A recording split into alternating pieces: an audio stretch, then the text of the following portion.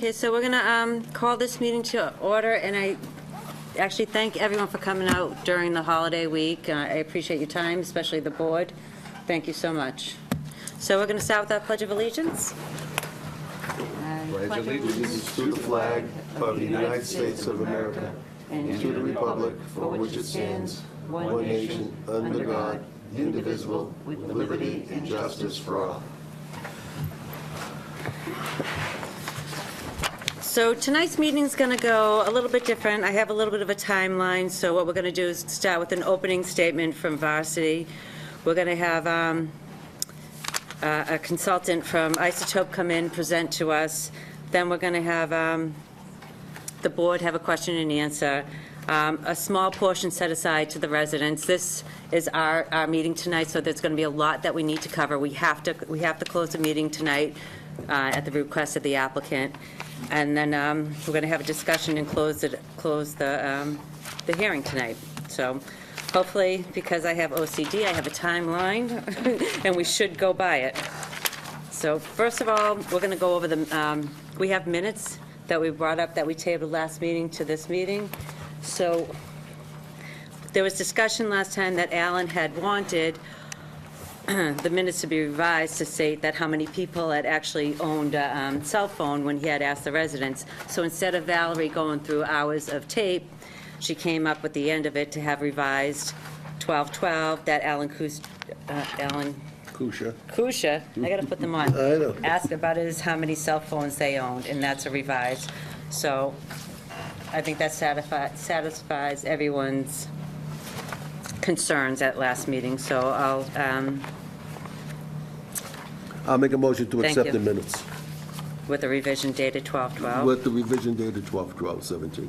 Second, Madam Chair. All those in favor? Aye. Aye. Okay, so now we're going to go on to the hearing. So Varsity, if you can present to us just a quick presentation of what was done, and if you can keep it in a 15-minute span, that would be great. I certainly don't have that long. No, you don't. So thank you again to the board. I know this is a special meeting just for us. We appreciate that as well. Really, at the last hearing, we set up another site walk and another balloon test to be done. As part of that, we requested from the public that wanted photographs from specific locations or their locations and homes. Those requests went to the board's clerk and then were filtered to us. So we did have that site walk. We had that on 11/18, which was a Saturday. And again, we appreciate some quick steps by the board to make sure that we could get it posted in time to meet the open meeting law requirements. There's been no revision to the overall project since the last time we've met, so it's still a 115-foot monopine. We, at the last hearing, reviewed the proposed changes in landscaping to add landscaping on the front side of the compound facing Foster Street, as well as to the easterly side facing the nearest abutter. And that includes dual layers, so that includes a layer added up near the fencing, and then a layer of additional landscaping up on the near the street in order to help further screen the compound. And then quickly, this is just, you've seen this before in connection with the view sheds, just an overview of the number of locations that were taken. Unless the board wants me to, and I don't think you do, you have it in written form, the photographic simulations and photo locations from where it wasn't visible that went with the November 18th view shed. So this is just an overview of all the locations. It was over 40 locations, 41 photo locations that were taken. Again, in terms of the key, green is visibility, yellow is partial visibility, and red was no visibility from that location. And again, this was done in November with leaf condition off. And this is just another blow-up that helps, a little further zoomed in, helps again elucidate the locations from which photographs were taken. I think the result, from our perspective, certainly is, particularly the height reduction results in a significant reduction in overall visibility. I think it proved out two things. One, where we thought a lot of lack of visibility would be was borne out by the photographic simulations as well as the balloon test, particularly up Bridges Lane and Vest Way, and really along Foster Street. It's certainly not invisible, but in terms of overall visibility, it's generally minimal. There are a couple locations, including the fields, as we've talked about. Doesn't make it perfect, but that height reduction does, I think, have a significant impact in terms of bringing it closer to the overall tree line and giving it an overall a more natural appearance.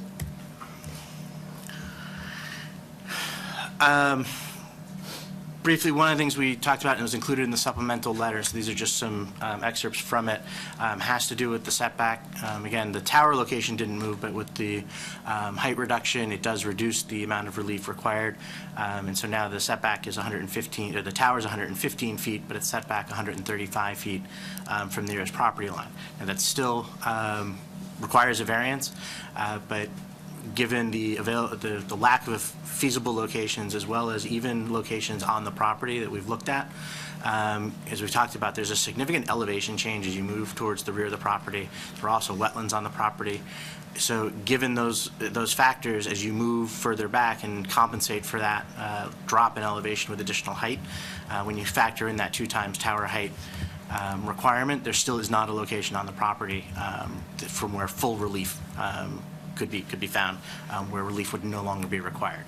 It would change it, yes. It might reduce the overall amount, but as I think we did with the planning board, some of the site conditions, this would really move it to a location that takes away from some of the natural screening that exists, and based on our observations of the property as well as the surrounding area, Mr. Kelleher's analysis that it would actually make it more visible rather than less, because of the way you would move it and the change in sight lines, getting it away from some of the taller trees and locations where Mr. Kelleher looked in terms of siting.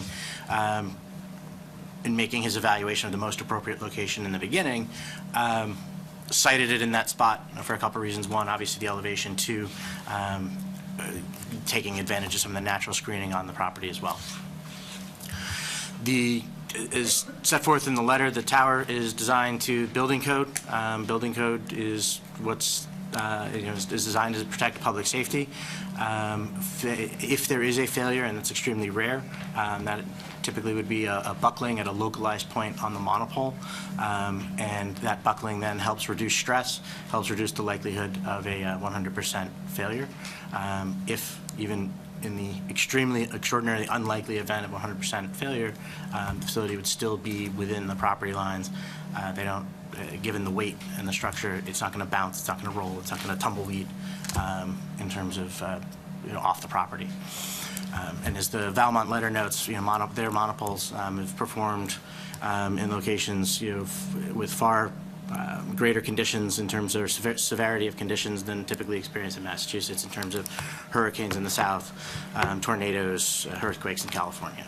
So again, these are reputable vendors that are utilized, years of experience in the industry, and the facility is designed to meet building code. Any of the information required in terms of structural for foundation and other structural information required by the building inspector would be, if approved, provided to the building inspector to ensure compliance with the building permit. And that's, the rest is kind of a review. We've certainly received Mr. Maxon's report. I will defer to you whether or not you want me to address that now or want me to address that after he has a chance to go. That's fine. Wow. That's it? Told you I didn't have that much. Okay. Okay. So is there any questions from the board to the applicant? Yeah. The 115-foot tower is a reduction from the 135, correct? Correct. Okay. If we were to ask you to reduce, could that be reduced any more? No. The 115 is the minimum? Correct, because as we've talked about as well, and we provided the minimum height analysis for Verizon and AT&T, for both have a minimum height of the 97-foot antenna center line, and so since they can't both locate at that same antenna center line, and that's their minimum, one needs to go above the other to get the separation. If I recall correctly, the 135, you had Verizon, AT&T, and a number of other smaller cell phone companies that were going to be part of it? Well, I think T-Mobile or Sprint might take exception at being called smaller, although their market share is. But we did provide for additional co-location. This site still does provide for co-location, and as we talked about, there's a trade-off when you knock that height down and you make those lower heights, lower than what AT&T and Verizon have said are their minimum, as to whether or not in the future another carrier would choose to use them, but structurally to be available. Structurally, yes. Actually, structurally, we might have knocked one off. I think the original had 5, and this would now be for 4. Mm-hmm. That's it for me. All righty. So, David, it's all you. No,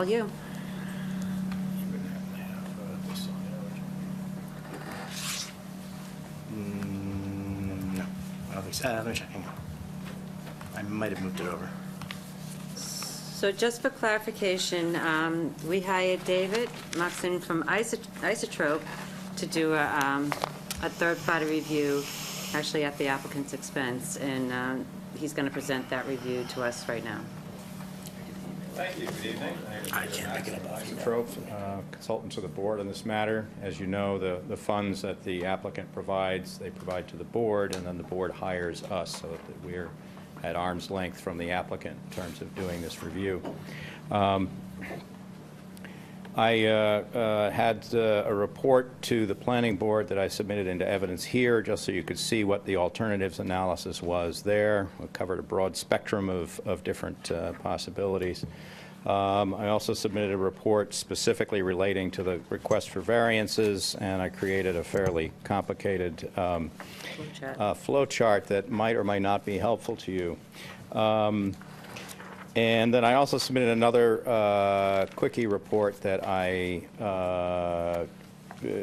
basically it crossed in the emails with the letter from National Grid, and the letter from National Grid is pretty clear that one alternative that I was discussing at the substation site of 409 Foster Street is not available. I did speak. I phoned Mr. Perella, who wrote the letter that Varsity submitted, and spoke with him because National Grid previously had been pretty progressive with respect to wireless facility siting on their properties, but the current regime is very averse to doing any kind of development on their properties that have nothing to do with their primary mission of providing power. So unfortunately, that site looked like a really good one from the town's perspective, but the door has been closed on it.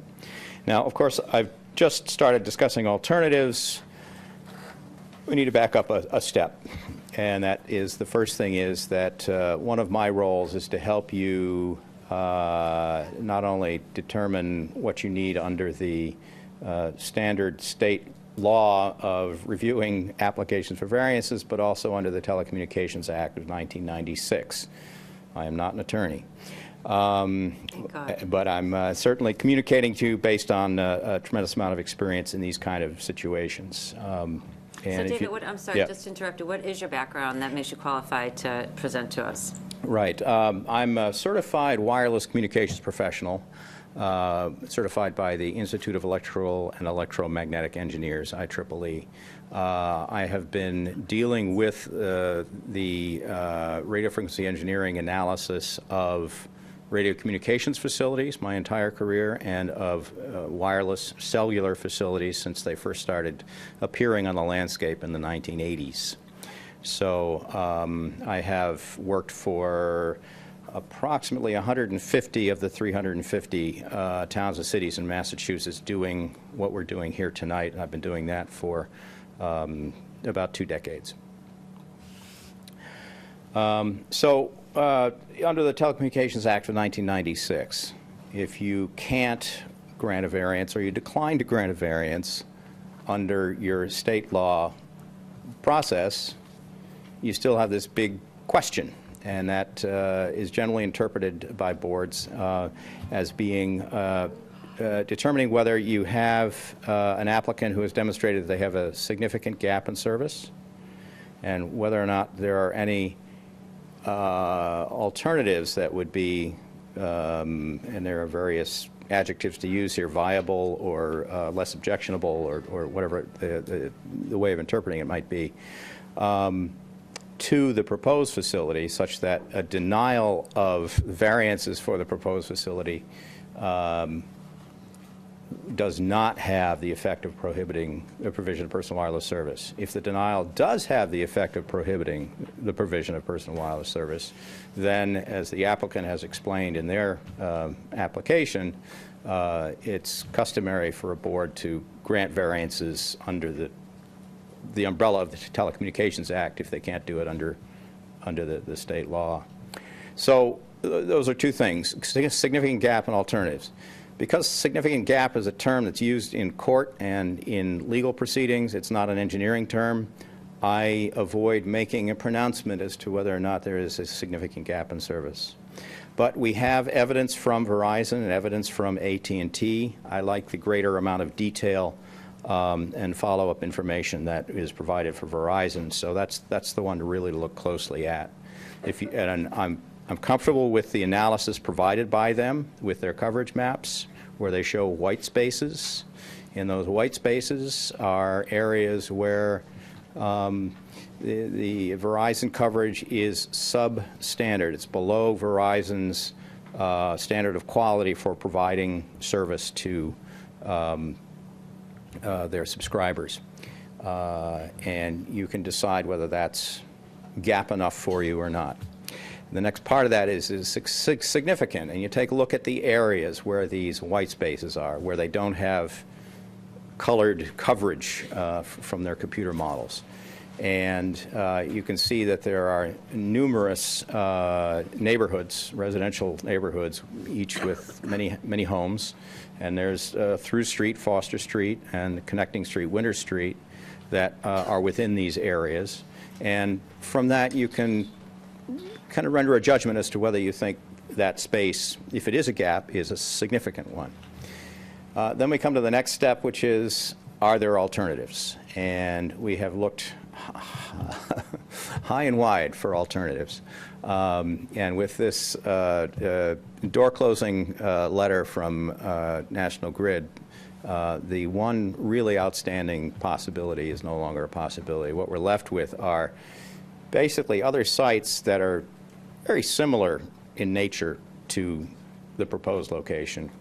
But some of those have lower ground elevations, so they have to have taller towers. Some of those are not, the locations where you might put a tower on them are not tree covered.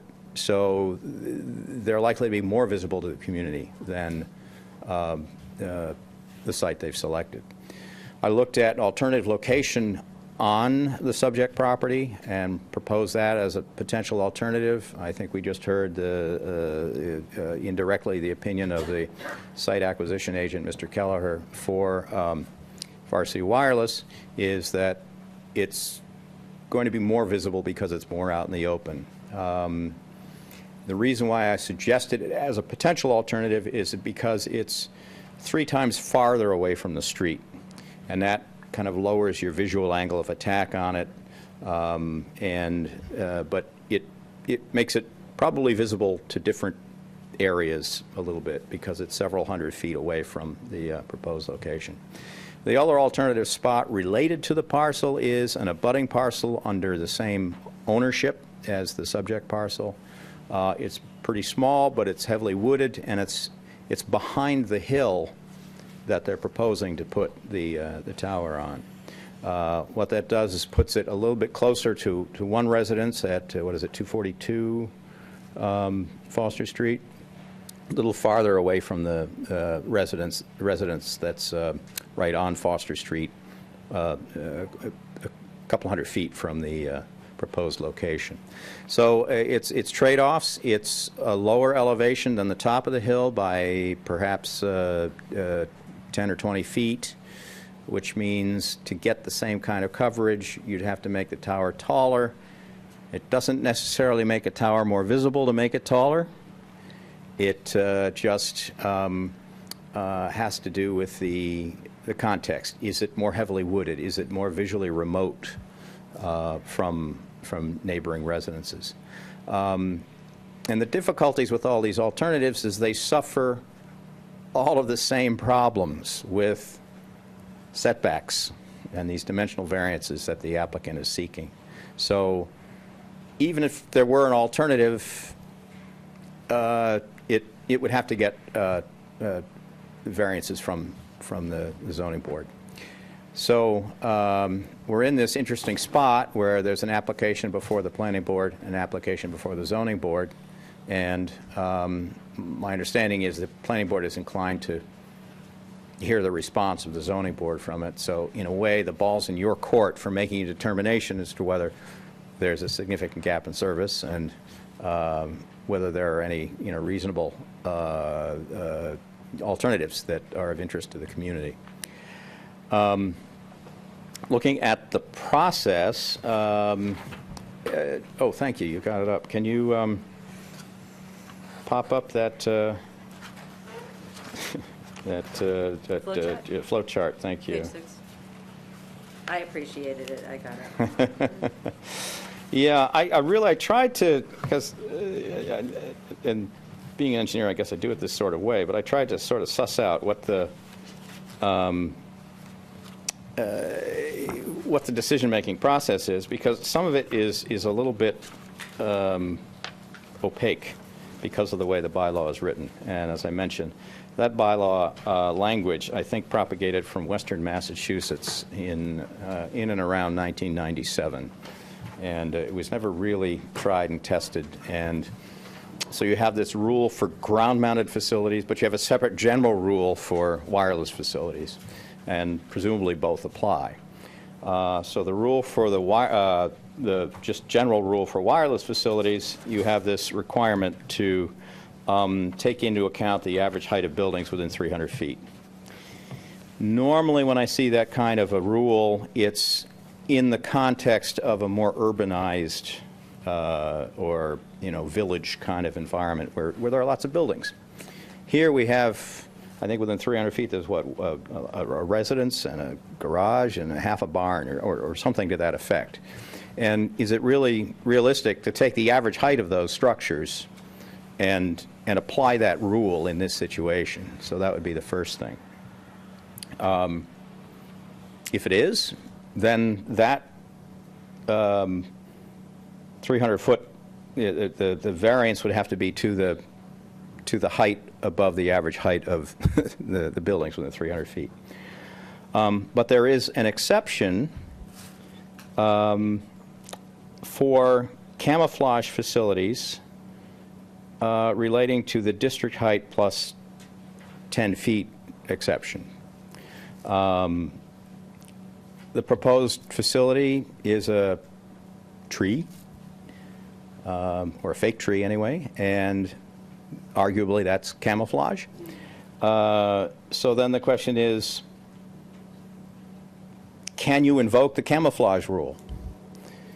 The camouflage rule only applies to the second part of that general height clause, as far as I can tell, because it's in the second sentence, not in the first sentence, about 300 feet from buildings. So you sort of have to decide how you're going to interpret that clause and whether or not you have available to you the camouflage exception, and you can simply indicate that a variance is not required because it's a camouflage facility and it's an exception to the general height clause. If you look at my chart, you can see red boxes where I say consider a variance. It's a very tortured route to the end point, not going through any red boxes. But if you're inclined to look at it that way, you have the opportunity to see if there is a path that you could see where you could basically make a determination that no variances are required. Or at least some of these variances are not required, depending on how you interpret these two rules. So we get done with that first general height clause, and then we pop down to the ground-mounted height clause. And we have the same 300-foot building rule again. This time, it is accompanied by a different kind of an exception or an alternative, and it's the canopy height plus 10 feet rule. And you have some general data on canopy, but the bylaw, the way it's written, is expecting a single number for canopy height. If you look at what the forester did in the forester's report, is he sampled little clusters, little areas of trees, and came up with a canopy height for each one of those. And so we have this range of canopy heights. And some of them are peak values, others are peak averages, and others are average averages. So it's a very kind of confusing mishmash of numbers. But I do run into this, again, in bylaws where people innocently put in numerical requirements or quantitative requirements, but they haven't consulted with a person who does that kind of measurement to put in the right kind of wording in the bylaw. So we have this just rule about average canopy height. And that one doesn't have the unless camouflaged exception that you have in the general height clause. So if you feel that the general height clause camouflage exception supersedes the ground-mounted height clause, then perhaps you could invoke the camouflage exception. But if you feel both these clauses run in parallel, then you can invoke a camouflage exception on the second clause, on the ground-mounted height clause. So, as I say, it's a very tortured path to deciding how you want to go with variances, or whether it's just easier to evaluate the application for its need under the Telecommunications Act and make a determination that there is a, I'm not recommending this, I'm just walking through a hypothetical, make a determination that there is a significant gap and there are no realistic alternatives, and grant all the variances necessary to just get that done and not wade into this, this flow chart. So that's the dimensional variances with respect to height.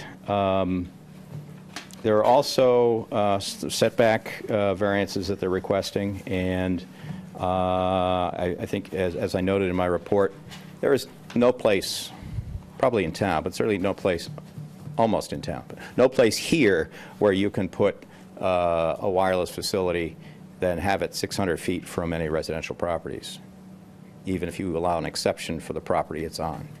So that would require variance no matter what, if you feel there's a significant gap here. And then the other one is the tower height setback, or the fall zone, as it's called, 2 times the height. And here again, I looked at some alternatives, and they're all documented in the report to the planning board. Some of them maybe potentially could meet that setback for the fall zone, but we don't know unless we go down the road and look at them. And again, the one that was the bright, shining star of opportunity for meeting a whole bunch of these requirements is the one that's now off the table because National Grid is not interested. There's also some questions about dense tree growth and understory vegetation. I don't know if that's something that requires a variance because it's not dimensional. I leave that to the attorney and to the board to evaluate those other questions for things that are not dimensional. And I don't know how much time I had because you didn't give me a deadline. So I think unless somebody has something that I've missed that they'd like to hear about, I'll pause there. Any questions from the board? Well, he said he wasn't a lawyer, but he sure sounds like one. I do have a question. In the event that I know that if this tower, I mean, there's a potential that it could fall, and I know it's designed to buckle. So if it's going to buckle in the middle and it falls, is it going to damage the homeowner's home? Is it going to go onto someone else's property?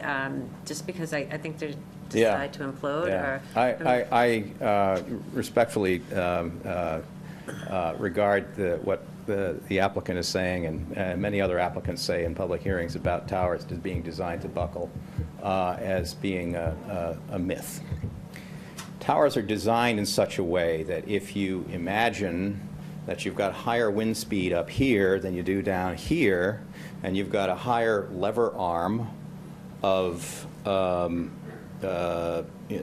more torque on the base from the top than you do if you apply the same or less force in the middle, you can anticipate that it might buckle like a straw, bendy straw, at some point in the middle. And that's what they mean by being designed to buckle in the middle.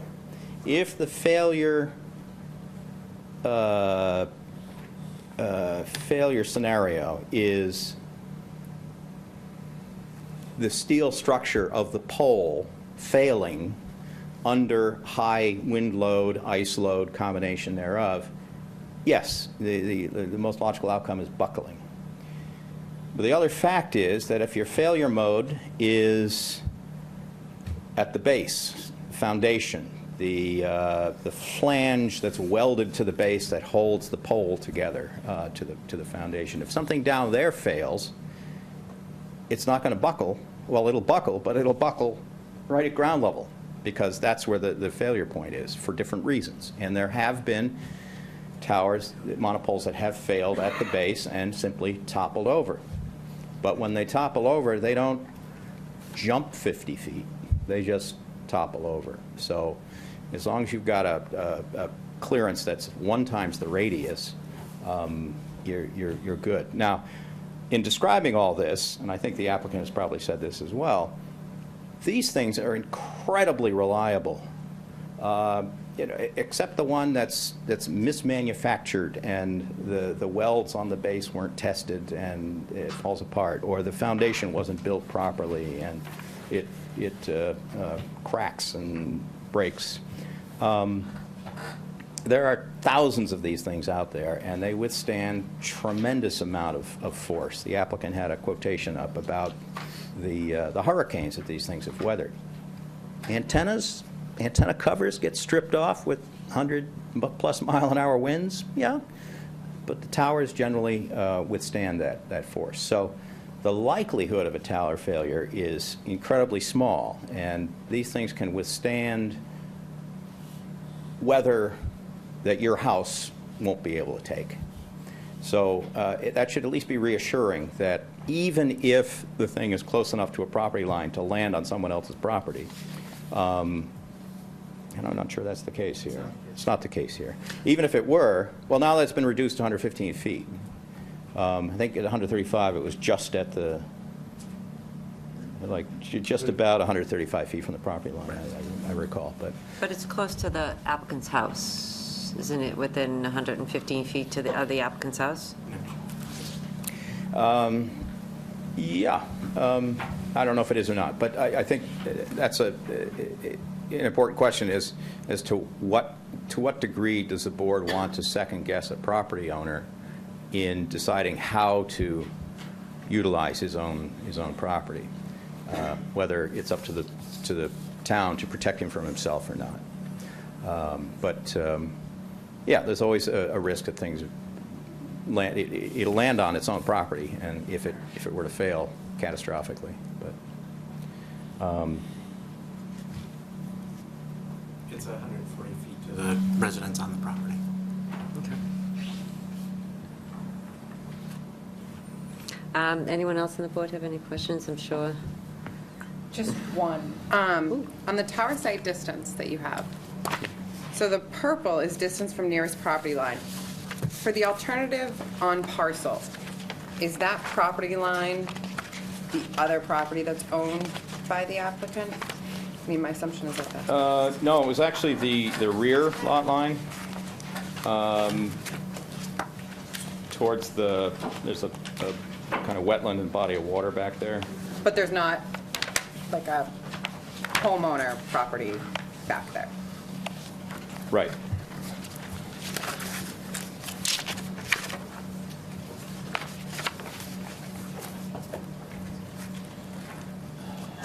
So this is page 4 of the coverage assessment of alternatives to propose 122 Foster Street Tower that you're referring to here. Okay.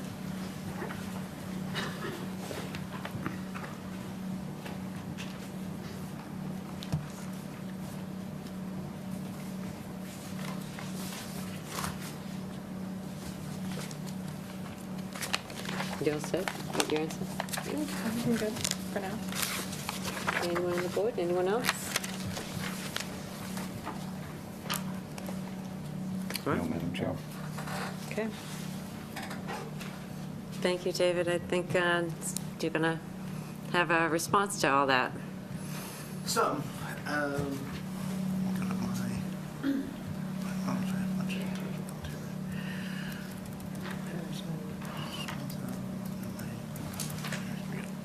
So, just a couple things to go through. One, in terms of the, so I can cast this.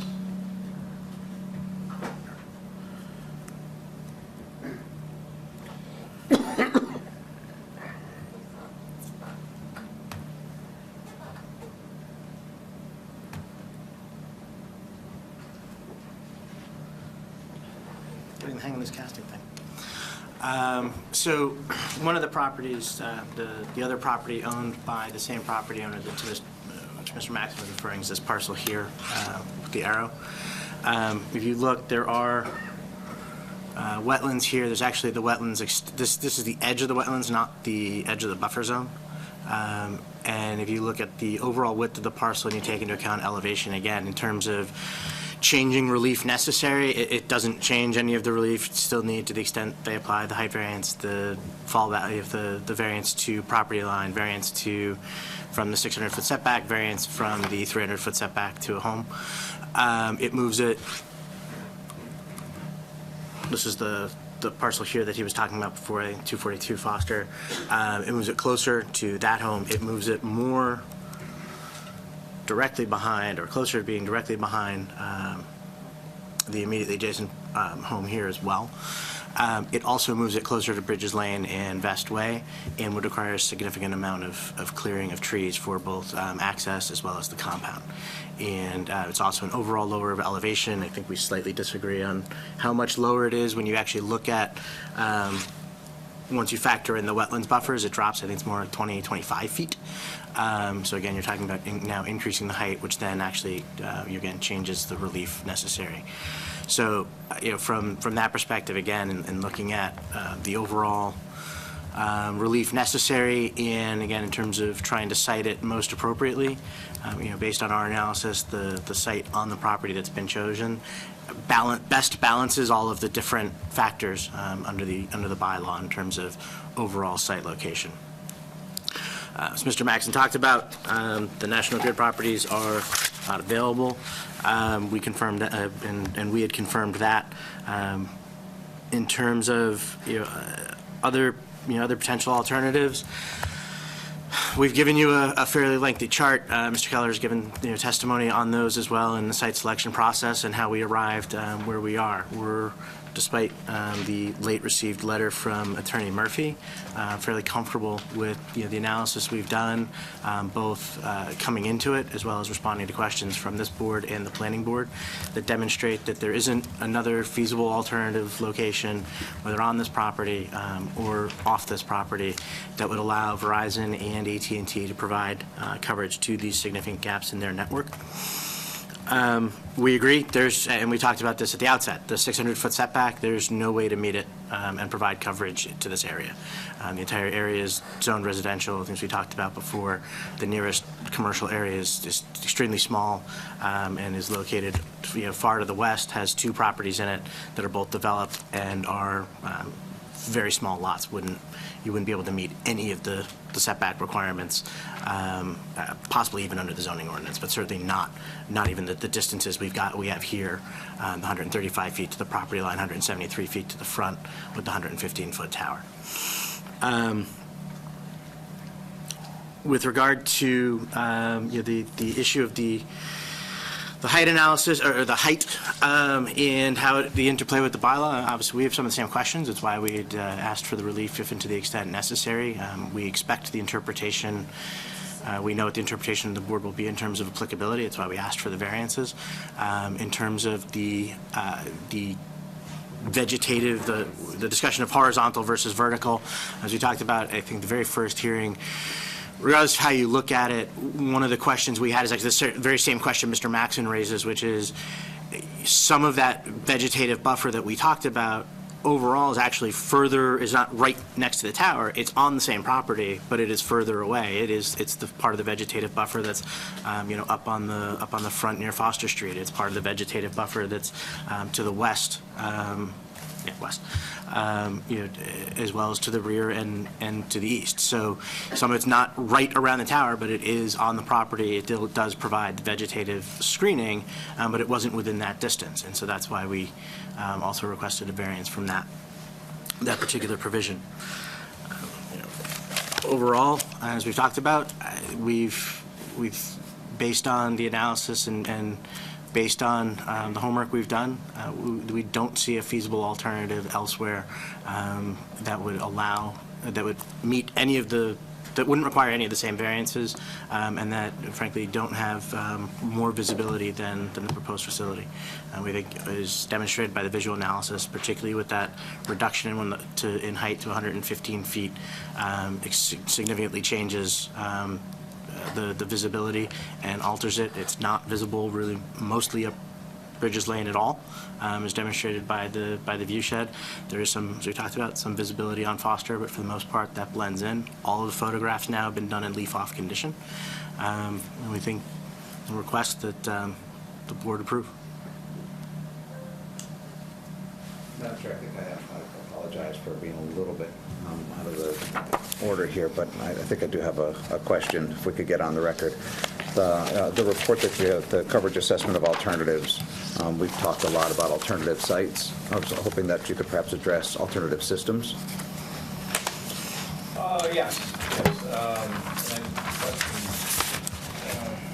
certainly has special meaning here in North Andover because of the existence of the approvals and the installed antenna nodes that Verizon Wireless has on utility poles on some of the main thoroughfares.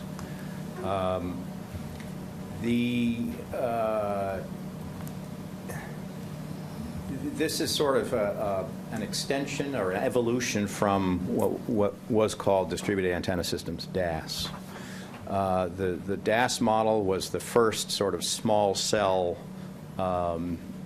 solution for getting coverage in places where they had only needed the small coverage footprints from utility poles and or needed coverage along a thoroughfare. Those kind of small cell solutions, whether it's DAS as we know it from the original designs, to this radio access node technique, which looks the same to the observer on the street. It's equipment on the pole, an antenna on top of the pole, or up in the communication space on the pole. They have the same shortcomings in an area like this, where you have residential developments that are not particularly densely developed. It's one thing if you're in Wellesley, where you have half-acre lots, bing, bing, bing, bing, bing, and houses really pretty tightly packed in some parts of Wellesley from sort of post-war development, World War II, that is. And that kind of technology just won't provide the coverage we need here. I did do a coverage map where I estimated the coverage from utility poles, and the greatest shortcoming is that all of the neighborhoods that feed off of these main streets that I took a look at have underground utilities. So to cover all of those neighborhoods, you might need 1, 2, or 3 utility poles in each neighborhood to provide the coverage. And then the difficulty is that with the amount of capacity these companies are trying to deliver to their customers, so that they get rapid, throughput with their streaming videos and all those things, it's difficult to have all of the carriers sharing a single antenna node on a utility pole. So in the sort of idealized world where you don't have any towers at all and you've managed to put up nodes on all these utility poles, there may be some sharing. The distributed antenna systems have a model that's called neutral host, where T-Mobile can plug in an amplifier card, and AT&T can plug in an amplifier card, and they can share the antenna. But as these companies do multiple frequencies, Verizon's equipment is capable of doing that, where they can use the high band and the low band and put it all on the one thing that they own. There's no, it's not neutral host. It belongs to Verizon. And that means if AT&T were to take the same approach, then they would need poles to put their antennas on. And now you've multiplied the number of poles that are going up in neighborhoods with underground utilities. So it's just not a practical solution in this part of town, this part of Metro Boston. It's just not something that'll be effective.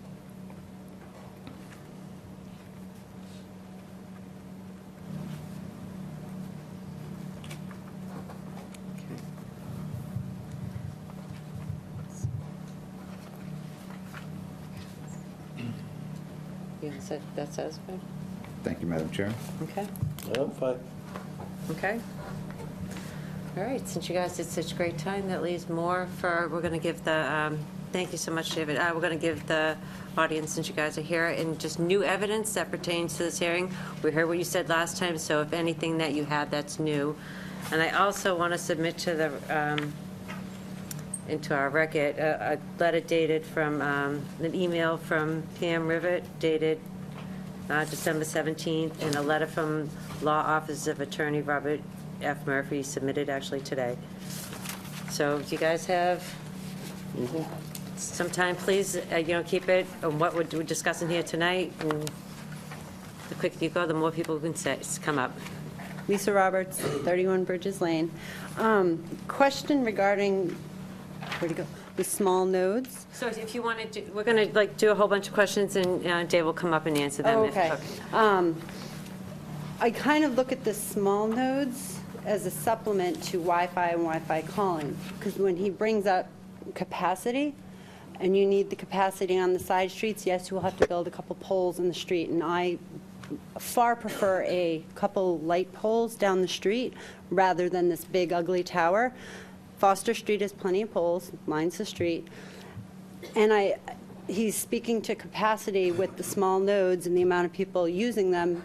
There's no capacity, but once people enter their homes, Wi-Fi calling is enabled on your phone, so you're no longer using the small nodes, so the capacity is still there. So I'm curious about information regarding that. And in the bylaws, it's encouraged to, and I quote, utilize pre-existing telephone and electric utility structures as sites for more wireless service facilities. Johnson Street Tower is about 300 feet tall. There's no, as far as I understand, no Verizon cell on there. And that would reach the area you're speaking to. So I don't know why we're not using existing and building new. And in addition, this new tower he's proposing still is not, according to his maps, going to hit Winter Street and Christian Lane down the end, the two neighborhoods who really do need it. Bridges Lane, we've done tests. I know they're invalid, but to our tests, our phones work fine. So it's just confusing to me. But Johnson Street Tower is a very viable source. It's 300-ish feet tall. So per the bylaws, I urge you to say no, because this is in a neighborhood setting, and it is next to a public road, recreational area, and residential development right on the edge of that, and you're going to see that from that land. And I just worry, this is a tower company only, so they haven't presented any hybrid models, and I know he says the lowest they can go is 90 feet. What if you did go lower and then supplement with some of the smaller nodes? Just so we don't have a tower quite that big. I think that's the big obstacle. Nobody wants to see this. You come around Foster Street and it's right there. You turn onto certain streets, you can still see it. And he omitted some photos I should have requested taken further up, down Foster. You can clearly see it coming around that corner as well. So it's pretty obvious. And I just think we need to be careful and plan for this as other utilities, as I've mentioned before, because we've taken so much time and effort and worked on our town's master plan, and this should certainly be part of it. Thank you. Thank you. Tom Baird, 75 Foster Street. I plan to be brief. I You do have no want other to... choice. You have no other choice. I want to pass these out. By the way, I appreciate you folks, all of the volunteer work. I think it was hard. Probably all came from a couple days worth of work. Thank you.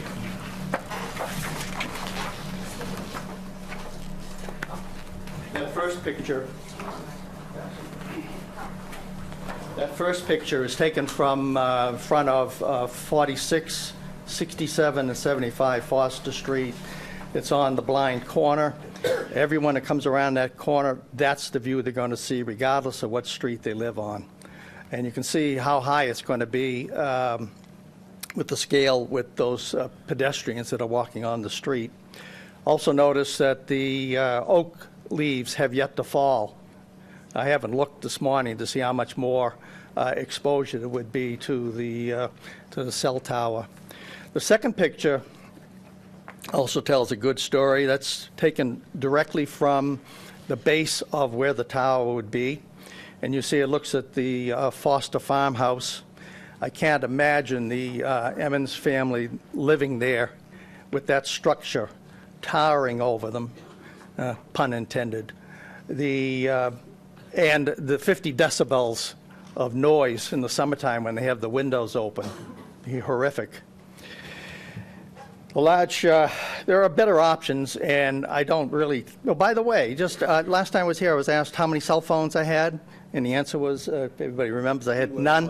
One, a temporary one, correctly? Yeah, in the glove compartment of my One car, I that never you hardly used, use. okay? Well, I end up, now I have two of the latest of the technology. Nothing to do with this So you project. have joined the rest of the people here with multiple phones? Yeah. Now I'm like everyone else. My wife called to reduce the number of stations on television that we don't watch through Comcast, through Xfinity, and she was offered the latest in technology of cell phones, two of them. It didn't cost us any money, and we already had in our office a modem with a Wi-Fi. We don't need the tower. It didn't cost us anything but a telephone call. I didn't have to lift a finger.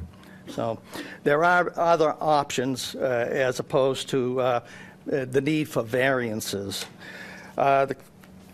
Those two pictures clearly show that cell towers don't belong in family neighborhoods.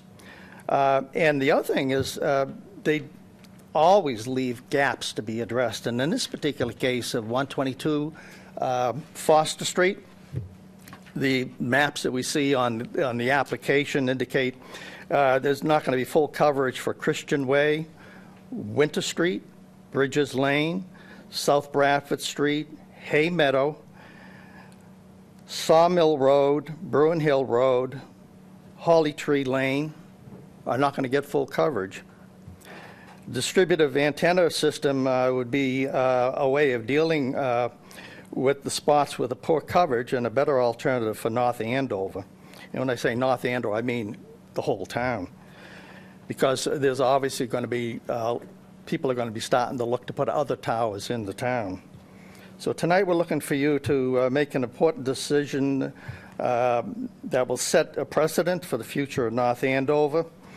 Keeping in mind, if you approve the cell tower, that the board's going to be facing with more towers and more variances over which you will have no control because you will have already set a precedent. Town should approach the need for cell phone coverage with careful planning so that we can meet the requirements of the FCC Telecommunications Act of 1996, and at the same time maintain the special character of our town. So I know that you folks are here tonight because you love North Andover as I do, and so I'm confident you're going to make the right decision. Thank you.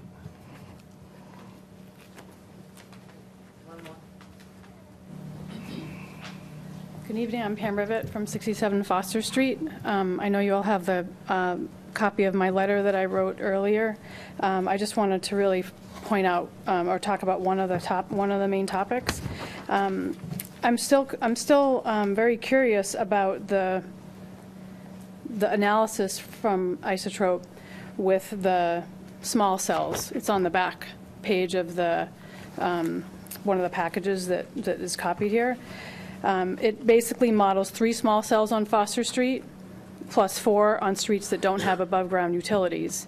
And it shows similar coverage to what's provided with the proposed tower. And although it's described that that's not practical to put the small cells on streets that don't have above-ground utilities, that seems kind of odd to me, to have to dig a small trench to put in the backhaul and electricity, to put up a small pole versus this big, huge tower. That to me doesn't seem like it seems like that is practical compared to putting up a tower. It seems strange to me, it seems odd that the town would go to the trouble of writing bylaws, and then if they would grant variances against those bylaws that were written for many reasons to protect the town in terms of safety and the rural character and various other things for the residents. If those variances are denied, it just doesn't make sense that my property value, because I live so close at 67 Foster Street, at the base of that picture that you were just given, why should my property value suffer because of the cell coverage in other neighborhoods that don't want to look at wires?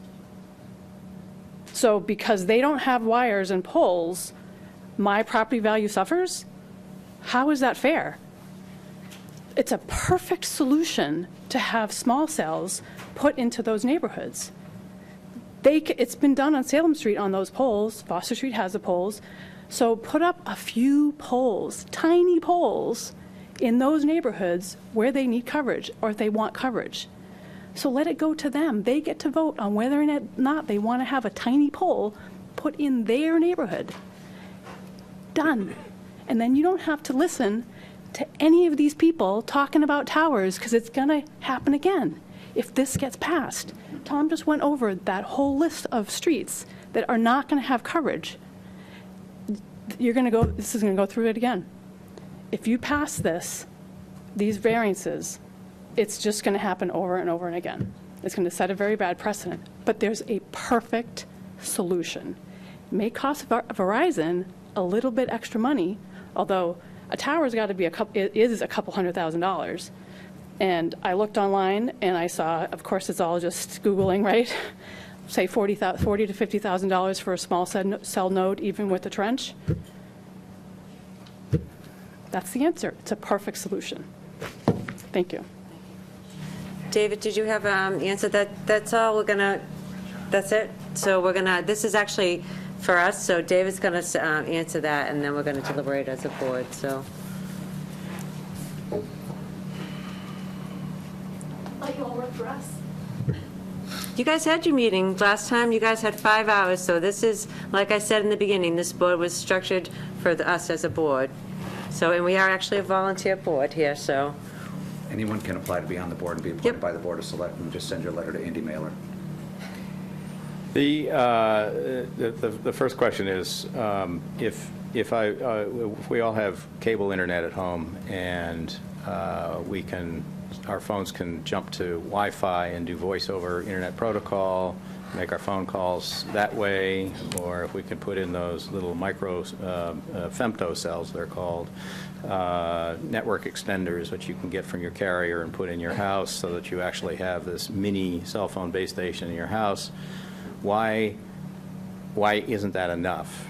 And the reason that isn't enough is that the way Congress visualized its opening up competition to create opportunity for better communications for the entire country back in 1996 is competition. They envisioned that these carriers are competing to get coverage where users are, whether or not those users have other media resources in their houses. And the rules apply to each carrier individually. Each carrier is protected. So if Verizon gets coverage with its C-RAN nodes and manages to put in utility poles in some of these neighborhoods, let's just carry that to its logical conclusion, and then AT&T comes in and tries to do the same thing. Now you're doubling up on utility poles because it's just not something where Verizon is going to have space or want to have space to add somebody else's equipment to a utility pole that they've pretty much filled up with their own equipment. So that if it were practical to go down the road of putting these poles in, it's a lot of poles. That the model that I produced, I just slapped down 4, or whatever the quantity was, nodes in those neighborhoods, and it doesn't fill out the coverage. And that modeling is probably also a little bit optimistic, because if those nodes are shooting straight into trees rather than into open space, across a roof, for instance, that signal will get absorbed more quickly than the computer knows. So, so on the one hand, these carriers have the right to provide competitive service and put their facilities in to get that coverage. And on the other hand, if we went down this road of trying to make that distributed antenna approach work, it doesn't mean just 4 utility poles in 4 neighborhoods that don't have utility poles today. It's a multiplied by a lot more nodes because of the number of carriers and the amount of coverage that would be needed in those neighborhoods. There was a mention of a 300-foot tall tower on Johnson Street, which I'm not aware of. Can you just tell me how far from, maybe like what the street number is, or how far from 691 Salem Johnson Street? And it's about just under 2 miles. Okay, it's further down towards the industrial areas, I imagine, or? No, there's a neighborhood surrounding it. Okay. If we're up at the other end of Johnson Street, maybe, but it's too far because there's already coverage in those areas to some extent from the existing facilities that you've seen on their coverage maps. And in this day and age, height is not an advantage. It used to be wireless companies would come in and put in 180-foot, 190-foot cell towers because they wanted to reach out 2 to 8 miles. And then the antennas got lower and lower and lower because there were more cell sites. And if you have your antennas too high, you throw signal from one cell site into the coverage area of another cell site. It interferes with the use of other sites. So the fact that we have a 115-foot tower proposed is a big change from 20 years ago when bylaws were written and cell towers were 180 feet tall. And I'll just see if there were any other questions that I made notes of. I think that covers it.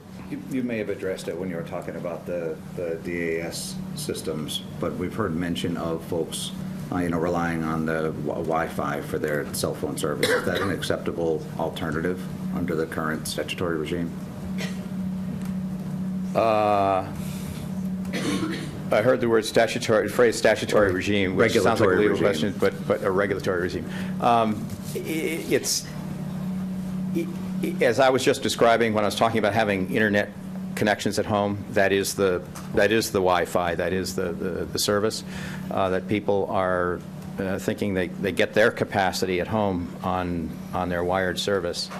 I don't think that is a suitable alternative because it's not service provided by the wireless carrier. These companies are getting closer to the home, and Verizon is especially this way, getting closer to the home because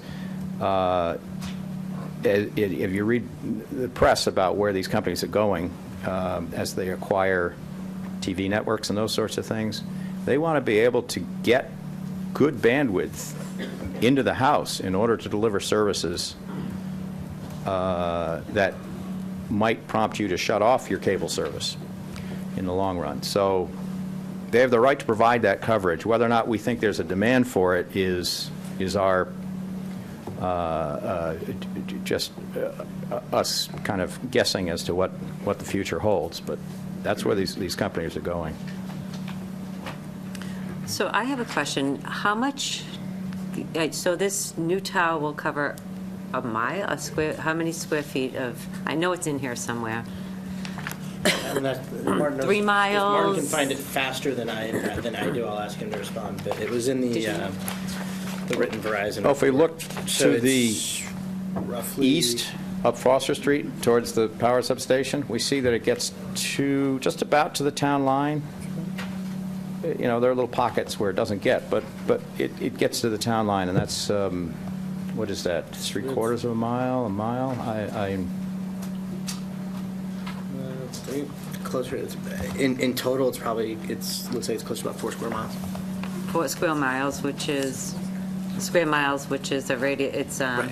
What's the radius? what's the radius around, so it's going to be, Well, because the Divide 4 by topography, it's not a pi, perfect right? circle. So Divide 4 by pi, you get, 4/3, and then take the square root of that. yeah, it's also- IEE would be very, IEE but would be very, very the overall far. area also includes about 1,700 people. Is how many? I think based on the report, it's 1,700 people. 1,700 people. Well, how do you measure that? Like someone driving, is that No, like trips? it's the tool that the radio Yeah, frequency, census a data. computer radio looks at, frequency. has a layer with census data, and then has a layer with the coverage analysis, and they come up with these rough estimates of population. They're a little coarse, but it's 1,700 plus or minus 50%, but still, it's not 10,000, it's not 200. Can you speak to the comments that were made about the list of streets and neighborhood streets that would still be not receiving full coverage? Yeah.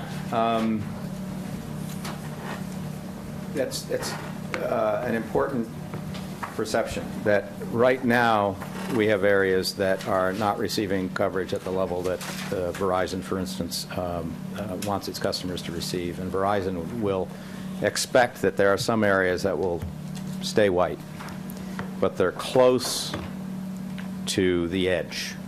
They're close to where the coverage is showing green, or whatever color they're using on the map. And so, you know, they can tolerate a certain percentage of those customers being on the other side of ideal. And those are the kind of small holes in coverage that we're talking about. The wider that white space is, the more likely it is that the customer is not going to have service at all, or have such a lousy service it'll be really annoying. So when they put the tower in and you've got this little pocket on the second half of, you know, one of these residential streets, because there's a little bit of terrain shadowing, there might still be enough signal trickling in, so to speak, that that customers won't be terribly bothered by it in those particular spots, and it'll be good enough. And we've got terrain. It's just a natural part of this whole thing, so that you're always going to have these little pockets where the signal is not as good as the carriers would like it to be, but they'd like to get the good signal closer to the edge of that pocket in order to make it suffice within the pocket.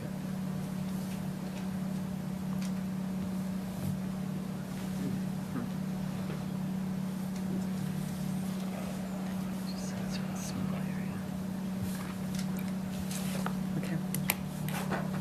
You all set? Okay. So I wanted to go over your variances. Thank you, David, unless anyone else on the board had any other questions or,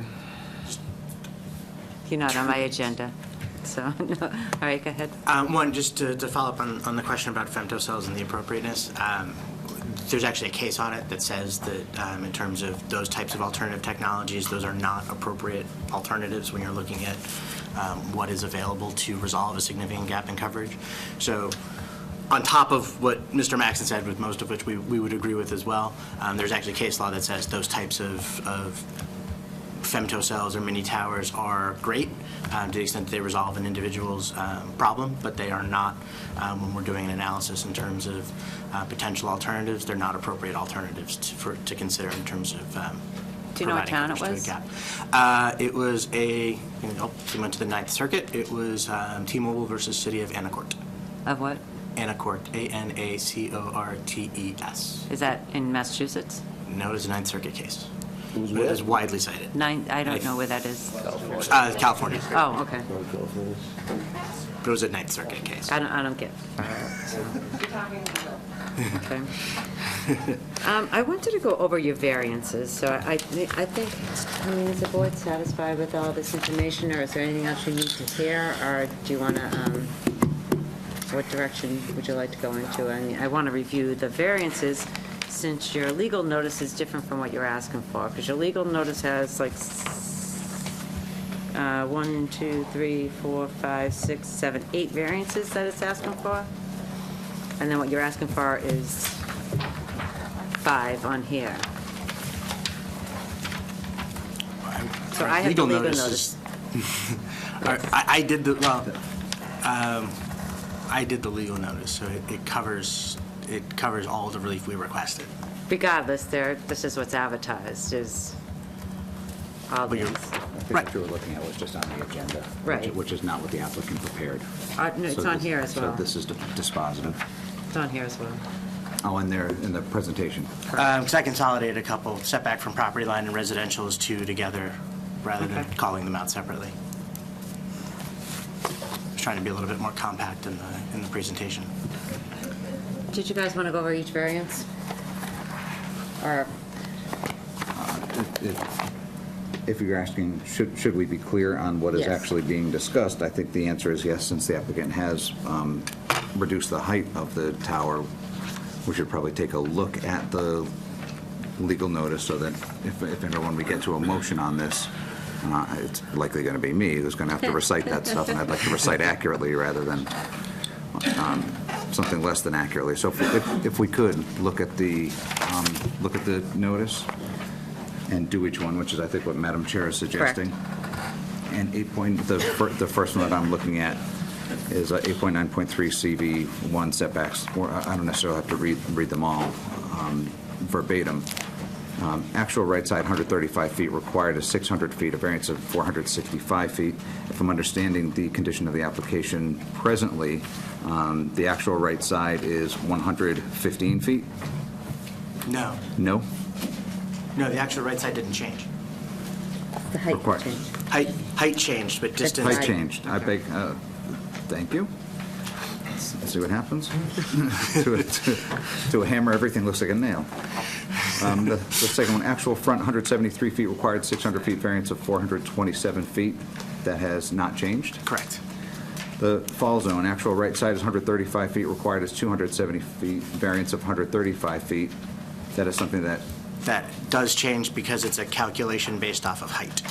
So 2 times height is now so the 230 feet. actual right side is 115 feet, which means that the required would be 230 feet for a variance of... Nope, actual right side is still 135 feet.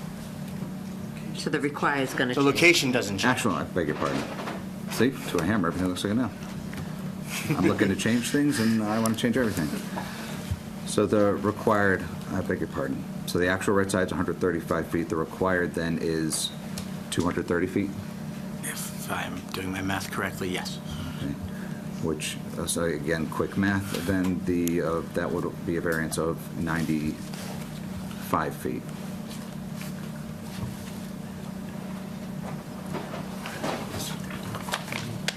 That's 230.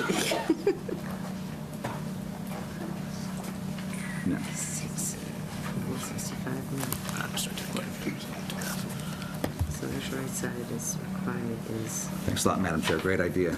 well, you know.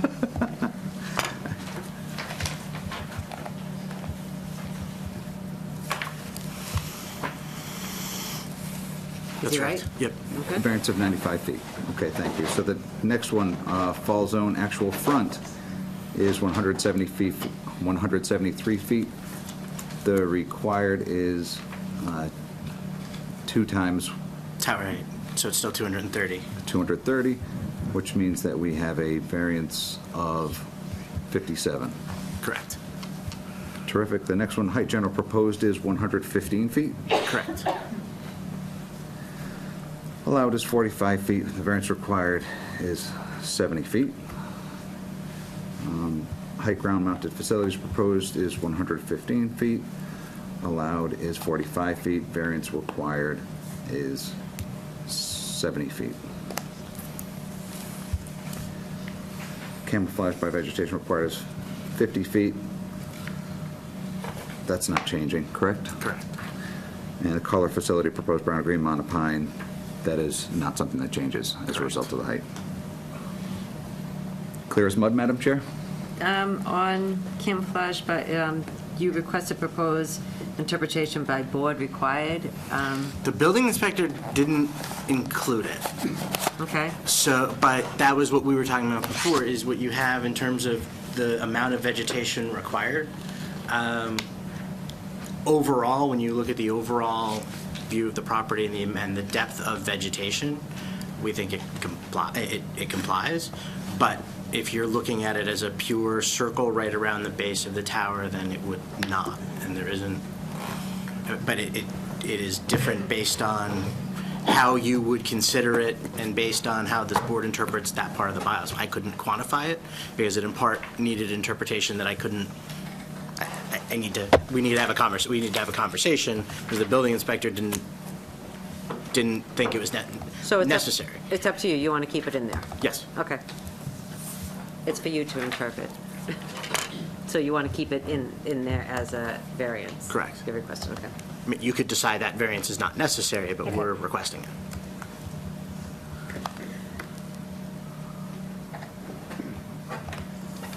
So did you want to close? Well, that was something I think that Isotrope was suggesting, and I think maybe I'm confused. Was there a question about camouflage wherein there was commonly a misperception that it was 50 feet is, I don't know, what I remember hearing was that there's a height question in there rather than a depth question. Am I conflating something? If I recall the language, the dense tree growth language in that clause, the applicant originally interpreted it as being 50 feet or 75% of the height of the tower, that the tree growth should be that tall. And I was suggesting that because it's describing a buffer, it's that the buffer should be 50 feet or 75% of the height of the tower deep. Now, I don't know, does it say from the tower, or is that just the depth of it?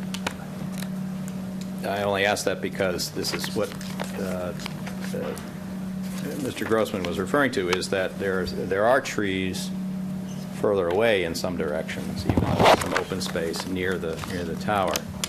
But I do also just want to take a moment to take the side trip into the evidence submitted by the resident showing the tree growth between the approximate location of the tower and the street and the house across the street.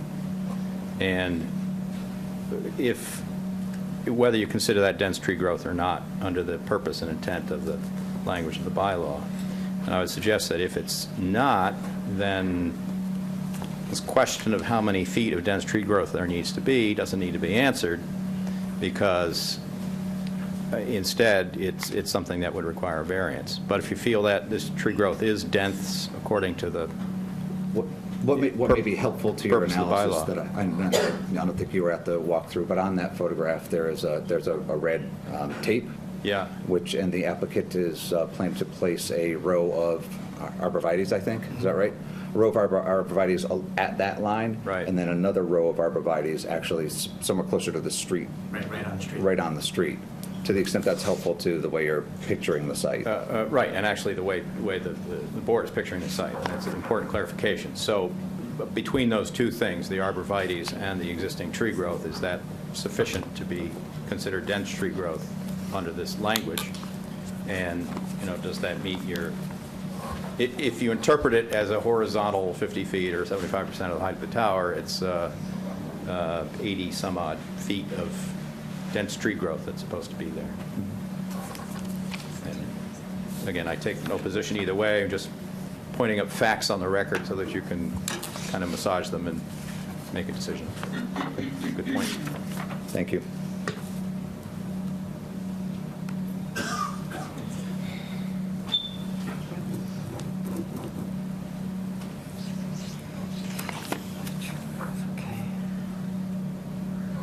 So before it feels like we're on a trajectory to kind of close this element of the hearing and move along to deliberation.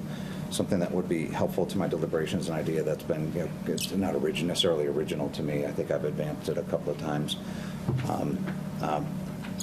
But to me, having at the site walk that I was able to attend, the site walk that welcomed me anyway, and your outline of the footprint of the compound, I ruminated out loud to Steve, and I ruminated, I think, aloud to at least another person, about moving it down into the swale, into more of the lowlands, not necessarily the wetlands, but down where it looked like the sheep were grazing, as a place that would reduce it doesn't eliminate the tower. Okay, I want to be crystal clear with everybody in the room. It is not my expectation that this concept eliminates the tower. But moving it down off the top of the hill, there are costs and benefits to every idea. In my mind, and I'm trying to be an open book on things, so folks can certainly read along with me or close the cover. But in my mind, moving it down into the swale where the sheep graze feels to me like a better location for this, because it's not highlighting the compound and it's not highlighting the tower as much as sitting on the top of the hill, which absolutely comes with advantages that I acknowledge. But moving it, I can't tell from here, 120 feet to the west, it looks, or the east, 120 feet to the east down where the sheep graze, gets it farther away from the property line, to the west, relatively comfortably, in my estimation anyway. What it does, however, is I hear loud and clear that if you move something, you make it more visible to others. If you're, there's an element of a shell game that sounds so pejorative, and that's not the way that I'm necessarily thinking of it. But moving a slider changes the consequence. If you move this into the swale, it's just going to be more visible to folks on that side of the hill or that side of the trip up and down Foster Street. Nonetheless, Madam Chair, as I think about things, it feels like that is a lower impact place to locate this thing. The downside to that is we don't have, as was pointed out by the photograph that was submitted and then highlighted just now, is we don't get the benefit of the trees between the current site and the street. But we do get, as Isotrope pointed out, we get the benefit of roughly 3x the distance from the road, and that kind of changes the scale and the perception when you're just looking at it live. Furthermore, it's hidden, that's probably a gross overstatement, but it's behind a barn. It's farther away from the road, it's behind a barn. It feels like there is some screening that's advantageous to, I don't know, mitigating the negative aesthetic impact of this thing, which I cannot escape either. So with that wordy introduction, I'm not sure exactly what I'm asking for, Madam Chair, other than before we get into deliberation, I think I would probably like to explore that option, on the record and in front of everybody. That may be procedurally inappropriate, may be procedurally impossible, but I'd like to at least get to a determination there. I think you've asked a couple times as well. I think you've asked it, yeah. I've asked. I don't think we've hit it as head-on or as No. completely as No. I'm contemplating now. It's just kind of been in passing. So, if it pleases you, Madam Chair, I'd love to have, a longer, perhaps, conversation with the applicant and Isotrope and other, and the board, if it has the will. I think they can answer that for you, and I think they've answered it before as well. I mean, you're talking about down behind the barn. Okay. Yeah. Yep. Go ahead. As I move the pointer, just come to the studies.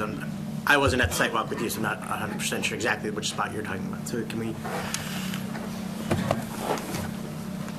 I have an idea, but Somewhere down there is Gotcha, okay. what I was imagining. moved too far. Okay. Steve? Sure. The planning or the zoning that we spoke about this pretty in-depth. So 2 issues, I think Mr. Maxon verified. So if we move down to that location, you're probably talking, you're talking 150 to 160 foot tower. And also, you're going to be sliding it to full view to 2 of our most vocal abutters at 75 and 67 Foster. So Where sure. are those? So, I don't know if they're on the picture, but, apologize. So at 75, he has some view slightly through his, from his pines. And then 67, again, at the end of the driveway, they have some view, but as you slide it. 75 and 67 are... Right about here. Okay. So as you slide it more into the hill, down up the hill into the open area, obviously getting rid of all the buffer, which is why we kept it up there originally. You need me to stay here still, but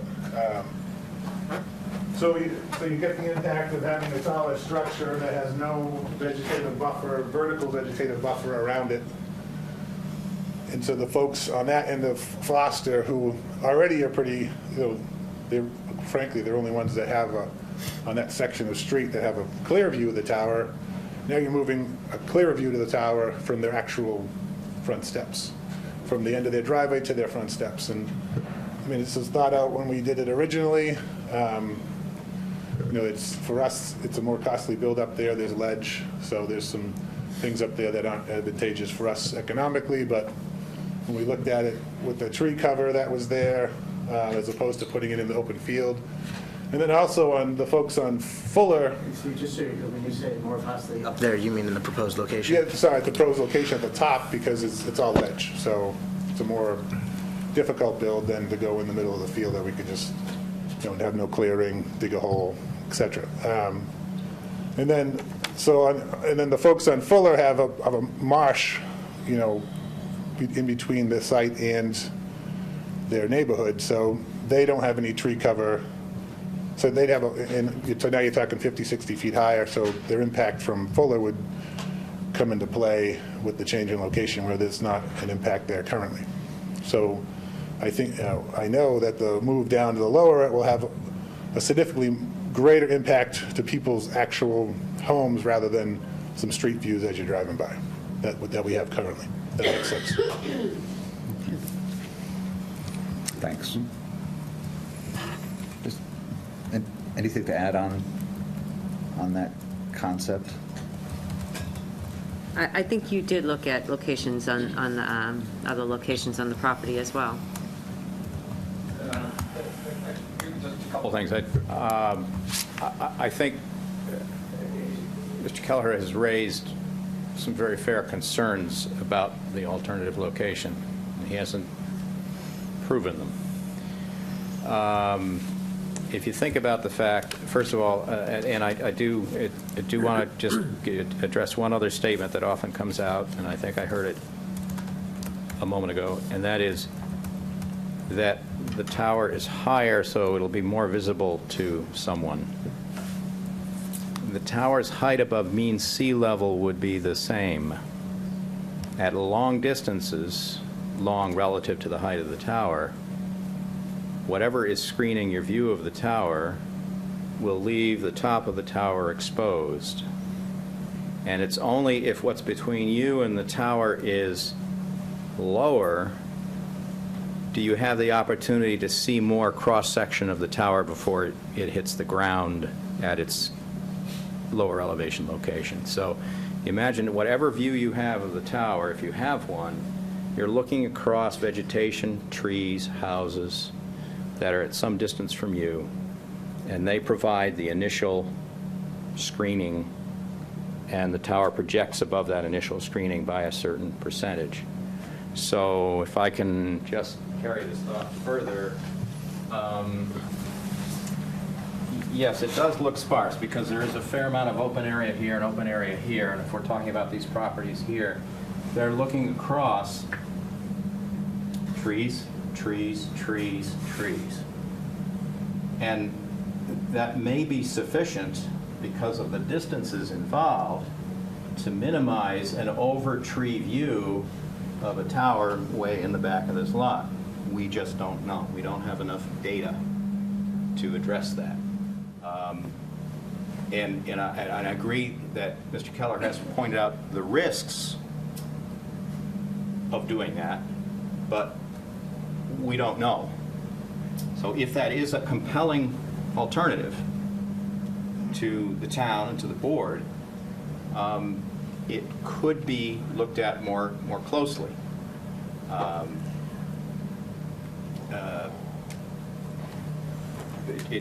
But the risks are there, as he pointed out.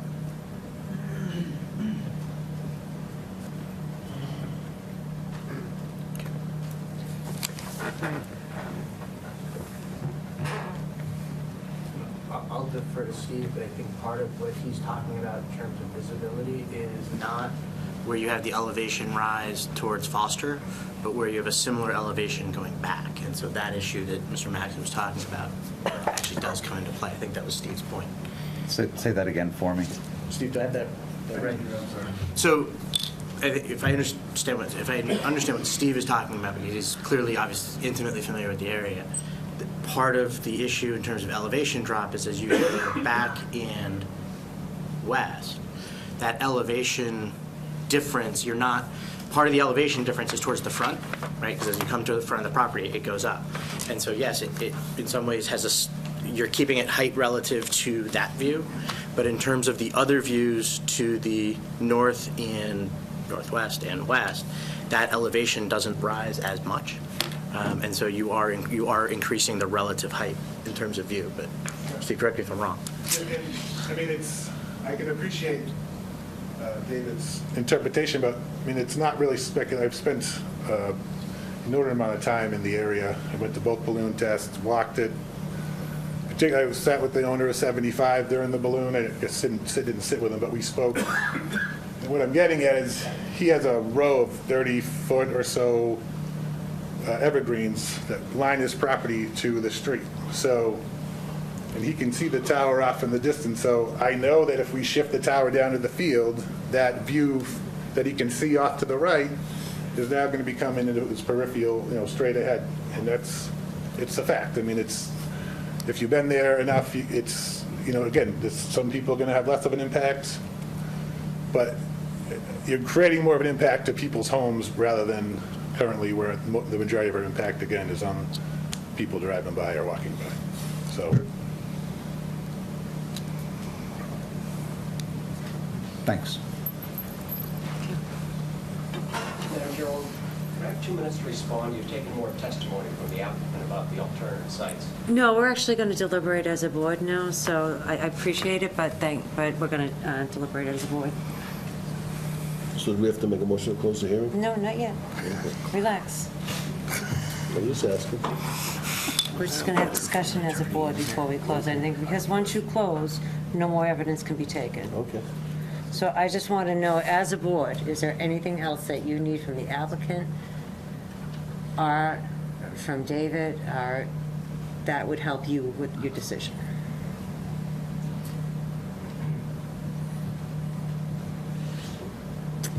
See a blank face. Is there anything that you would request from the, that would you like to hear anything from the residents? Or are you satisfied to close? Just because I don't want to be double guessing, and it possibly is something that came up at the site visit where you guys are proposing. I don't even know how far the distance is. It's down just a little hill. If the height were to be increased, why can't it get moved there? Well, to the area that we were just talking about, If or you're- straight back? I mean, no, it's, not down in the field. If you're looking Same, from the down road further. straight at where you guys are proposing to put the compound, go further behind that, and it dips down into a hill. so back in this area here, where the black arrow is. I lost the arrow. Move it a little bit.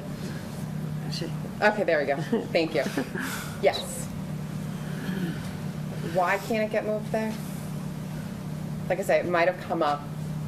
I mean, in I mean, terms if of we overall increase- site specifics, I'll again defer to Steve, but it would increase height, and now you're actually, now again, you're increasing the relief necessary from the 115, and if you're kind of keeping it in a similar line, you're getting closer to that back line, so now you may not have even the tower height to the property line. But what's pretty close. Furthermore, you would be making a greater differentiation between the natural tree line and the top of the tower. As the natural tree line falls with grade, the tower staying at the same height, there'd be a greater difference between the two. And there's also be greater clearing.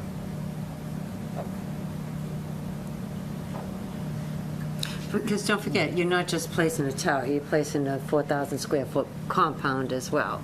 So it's not just, I'm putting a tower here, it's the whole area. Well, unless, hopefully you'll indulge me now. I guess unless Madam Chair, and of course the applicant doesn't have input on this, unless the compound stayed here and it was all wired, but the tower still went back there. I imagine Steve says that that's an impossibility, but the compound stays in place and the tower just goes downhill. downhill? Tower, whatever you lose in height, you just gain in elevation, because if you guys have been up there, The tower's going to be taller. it drops significantly Yep. down, and then you're closer to the wetlands. So now you're cutting into We're the just side getting of the hill. semantics at this point. You're 25 feet away from where we are now. So is it safe to 25 assume that you already looked at all alternative sites on this lot, and this is the site that you want? Yes, No matter where you yeah, put it, we're not one there, over We're not there, going to over propose there. to, or suggest, or So I think agree they're here just to going any around. changes in location. Say again? So we're not planning on suggesting an alternative location. I mean, we feel like we've vetted it thoroughly. Again, we've talked about it, Yeah. But I do appreciate, it wasn't like this was like, let's just slap it in this location. All these things we've talked about thoroughly, internally, just because this is what we do every day. Sure, understood. We So- see applications all the Right, time no, from but I architects can that do appreciate things the every day. questions. And at the end of the day, when we have a conversation with them, oftentimes there is some bend and there is a little bit more flex. Right. We get apartment complexes come in, they want 400 units. All of a sudden, we have a conversation amongst the board and the applicant, suddenly it's 300 units, and that's okay. So it's the board's expectation, frankly, that when an application comes in, it's ordinarily not my way or the highway. Right, no. Ordinarily. In this case, it very well may be, and I certainly respect that and Well, appreciate the Well, clarity we of started at it. 135 feet, and now we're at 115 feet. It's not as though we weren't willing to, and we looked at a lot of other places. We flew 2 balloons. We've been, and you guys have a tremendous amount of information. It's not like we're trying to hide anything here. No, understood. It's not my suggestion that you're trying to hide Yeah, anything. But yeah. the flexibility of the conversation associated with moving a pole 20 feet downhill, it just feels like there should be more of a conversation rather than, we already vetted that. Take my word for it. But again, now we're in 4 or 5 hearings here, so maybe, this is a conversation we could have had previously in other discussions as well. But I couldn't have the conversation until I went. But and saw but just an aside point, you guys have been there. I mean, it's not like it's a slight slope going out the back. It's significant down. It's, you're not going to be able to put it 20 feet away on the side of the slope. You're going to have to go wherever it levels out in the back. Then you're pushing up against the wetlands, and then you're not 20 feet taller. You're 50 feet taller, and it's just the visual impact's not going to be any different. I mean. Well, rational people can Right. certainly disagree, and certainly the visual profile of something that is downhill and behind a hill for about 200 degrees, if the radius around or the circumference around it certainly feels like a significant shelter, my Right, estimation. but we're mitigating that visual, which would really be benefit to the ground equipment. We're already mitigating that visual impact with the fence and with 2 rows of arborvitae's. I mean, Fair point. the top impact's not going to be significantly different, so. Yeah, probably not at all. When I think about these things, no matter where you put this thing, it's going to be, whatever it is, 15 or 20 feet over the tree line. I mean, I have to reconcile myself with that as far as this application goes. I mean, I get it. That's just a fact.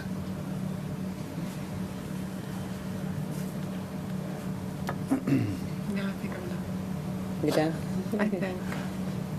Did you guys have any questions? Alan's ready to cruise. No, I'm fine. If there was an easier way, Verizon, with all of its money and all of its power and all of its connections and the knowledge that it has, I'm sure they would find an easy way. And we've hired somebody who has basically collaborated and agreed to everything Verizon has said. Point of order. Corroborate. Excuse me, it's the wrong choice of words. Okay, but everybody understood where I was coming from. Corroborated is the word. I was never good at spelling. Grammar. Grammar, excuse me. At least they didn't collude. That's right. Not like the Russians. Is there the Russians involved with this? We're getting off track, okay. Yeah, but it's a lot of fun, Madam Chair. I know it is. We need it. Yeah. Anything? I'm all set. Thank you. Okay. So I think at this point, One of the questions you asked, is there anything else that we want to hear? And I'm kind of compelled to, I'm seduced by a gentleman in the second row had something that he wanted to say. And but if you do that, the first woman who got up, the lawyer, and it's going to start. So, I mean, I don't know if you want a lot. It's not in my timetable. I might have 5 minutes. Where are we on your timetable? I have a 15-second statement. Well, I think where we're are you going on to the timetable? Like, You want my timetable? Are we behind schedule? We're behind That's going to schedule. take 15 seconds. We are behind schedule. I think we're going to take anybody. The lady who stood up first. Correct. Okay, should have the first Absolutely. crack at the apple, the first bite at the apple, not the other So just give gentleman. these 3. Give the lady, give the gentleman, and give the 15 Okay? seconds, and then And we'll then it's never going to All stop. right. Okay. 15 seconds So So and, they the woman forced that- me to doing it. and 2 1-minuters? I will yield to him because he's been climbing out of his pants to talk. But you actually got up first, so why Yeah, don't you you, got why up don't you first. go? Will you let him speak? Yes. I get 3 people, you, the attorney, and the 15 seconds. Time it. Okay, 15 seconds. Kimberly Jones from 643 South Bradford Street. All I will say is there is some vague notion of what is considered adequate coverage. There doesn't seem to be a definition that's precise and accurate, and it seems to be up to you guys to decide whether the coverage is inadequate or adequate enough to satisfy the telecommunications law. I would tell you that in my own family, if I serve meatloaf, it is adequate if I serve a tiny bit. It isn't, if I serve spaghetti, I need a giant pot full. 80 families have come to this or presented a petition to you saying that their coverage is adequate. 80 families out of the 1,700. I don't remember any families coming here to tell you that their coverage was inadequate. One woman versus 80. Okay, I relent. One woman has come to tell you. it seems to me that the definition of what is adequate is at least in part up to the residents. Do the residents think they have adequate coverage? 80 residents have presented a petition to you saying they believe their coverage is adequate, and they're fine, and they don't want this tower. I really hope that you'll consider that. Thank you. You can start the clock. I'm just going to piggyback exactly on what she was saying in terms of adequate coverage and who's to say what is what. And you were saying, you know, if Verizon didn't, they have so much money, they have so many resources, if there was no need, they would figure out a way to do this. In Verizon's own words, I would encourage you all to go to Verizon's website, AT&T as well. They have an interactive coverage map which lets you zoom into your neighborhood and see what the coverage is. There is no white spots in our neighborhood on their own marketing. So for Verizon to sell us and tell us that they have coverage in all these areas and then come into our communities and declare that it's inadequate from their standard, if it's inadequate for their standards to force a tower in a community like this, then they should be marketing that their coverage is not as well. Ask for a question. Yep. If they thought it wasn't adequate, do you think they would be spending all of this time and money?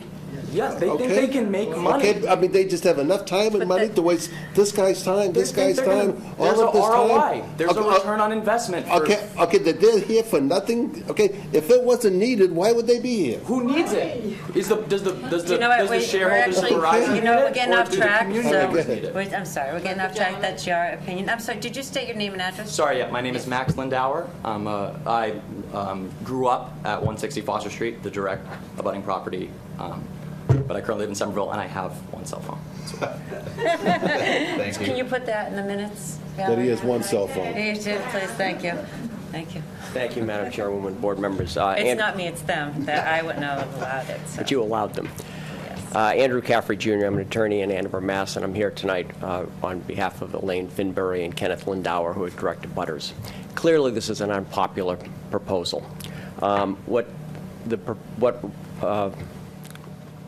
What's your name? Varsity is trying to do is cram this commercial enterprise into this rural farm neighborhood. You've heard from your expert that there are alternative sites. And we've heard from Verizon's people that, well, they're not really that feasible. Well, remember, Verizon is also the company that in their analysis for you said that the National Grid sites were too far east. And then when Mr. Maxim did his analysis, he said that actually would give them greater coverage. And they got bailed out by National Grid apparently saying, we don't want to talk with you. But they told this board that it was too far east. They didn't say that National Grid wouldn't deal with them. So I think everything they do is self-serving, and I understand that. They're a commercial enterprise. But I think you have to look at what they say about these things with a grain of salt. And I think some board members have picked up that would be a much less obtrusive project if it was set back on the property. The other thing is they don't control the property. They don't own it. If they owned it, they could put it any way they want. But they have negotiated with Mr. Young for this little side piece of land that's of no value to him. It's all ledge. And he said, okay, you can have that lease. I'll lease that to you. You can put your site there. Well, he probably doesn't want to lease them the middle piece. Or he probably doesn't want. Are you speaking for Mr. Young? I'm speculating. I'm saying he probably doesn't. So it's speculation. Absolutely, it's speculation. But they don't control the site. And there is no hardship. All of these hardships are self-induced by them because they want to cram this thing right where it is. And it's inappropriate for that site, and I think it violates the intent of the bylaw and the spirit of the bylaw. So I think the board has enough information and alternative site potential to turn this down. That's one of the criteria. There are alternative sites, I believe, and I think it gives this board enough protection that they can turn this down and ask them to come back with better sites. Thank you for the time. Thank you. I just want to let you know that it's not that I'm not sensitive to your needs as residents. It's just that there is a lot of information on here, and as a board, we need to maximize our time in the information that's in front of us. It's not that I don't want to hear from you guys, and I understand your problem. I mean, again, I'm not insensitive to your needs as residents, and this is your neighborhood, and this is very important to you all. I understand that, so I just want to clarify that. So with that being said, I think that we've heard everything that we need to hear as a board, and that I'm going to say it, we can close the meeting and deliberate. Closing public comment. Closing public comment, yep, and deliberation on the board. Alan, I think that's your cue. I'm not making that motion now. I'll let somebody else make the motion. I'll second it. Motion to close public comment, Madam Chair. I'll second that motion. All those in favor? Aye. Okay. So now, as a board, we're going to deliberate, and we have 14 days to make a decision, or come up with a decision, or you want us to, or we have to decide tonight? No, once it's Once there's closed. a vote, you have 14 days to write it. To write the Issue decision, I'm this, sorry, yeah. issue the decision. Okay. Discussion amongst the board. So at this point, this is discussion amongst them. We cannot hear any more evidence. We cannot hear anything from, new evidence coming in from anyone, so. I think there's been a ton of evidence that's Correct. been presented to the board. It's been up to us to decipher what we think is false, what we think is negative, what we think is positive. And I think there's more than enough evidence for us to make what we feel, in our opinion, would be an intelligent determination. And for me, I'm satisfied. I've had enough evidence. My mind is made up. Okay. Do you have any input? No? I speaking I may have already said this, but just to reiterate, going back to the first initial application, I still appreciate the reduction in height of the tower relative to the evidence that I see, and I struggle with this decision, but I'm sensitive to all the residents and everything that I've heard, but for me, that's a substantial change in the application that I saw presented, so. Okay. Can I say something, too? I was watching my grandson play soccer out in Foster Field with the original proposal of the 135 feet. And I had that picture, and I showed a couple of the soccer moms that, and that didn't fly very big with me or the soccer moms. I think, like you said, the reduction in the height, okay, makes it easier to swallow. Okay. You don't have to comment, you can just say satisfied and move on and just wait for the vote. So, I mean, I'm not putting you on the spot, but you chose to vote, don't forget. I appreciate that. I'm opening my mouth too wide for thinking. I think I'm satisfied. Okay. Huh? Until this one opens his mouth. Yeah, and prattles on. I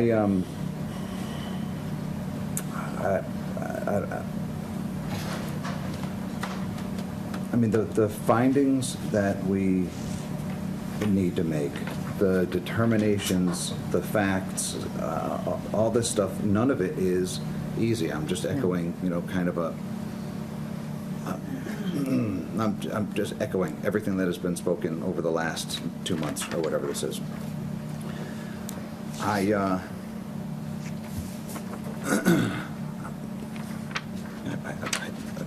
struggle to put something on the record here. I don't like the tower, okay? I don't like the concept. I don't like anything about this. But what I like, Madam Chair, unfortunately, is not dispositive.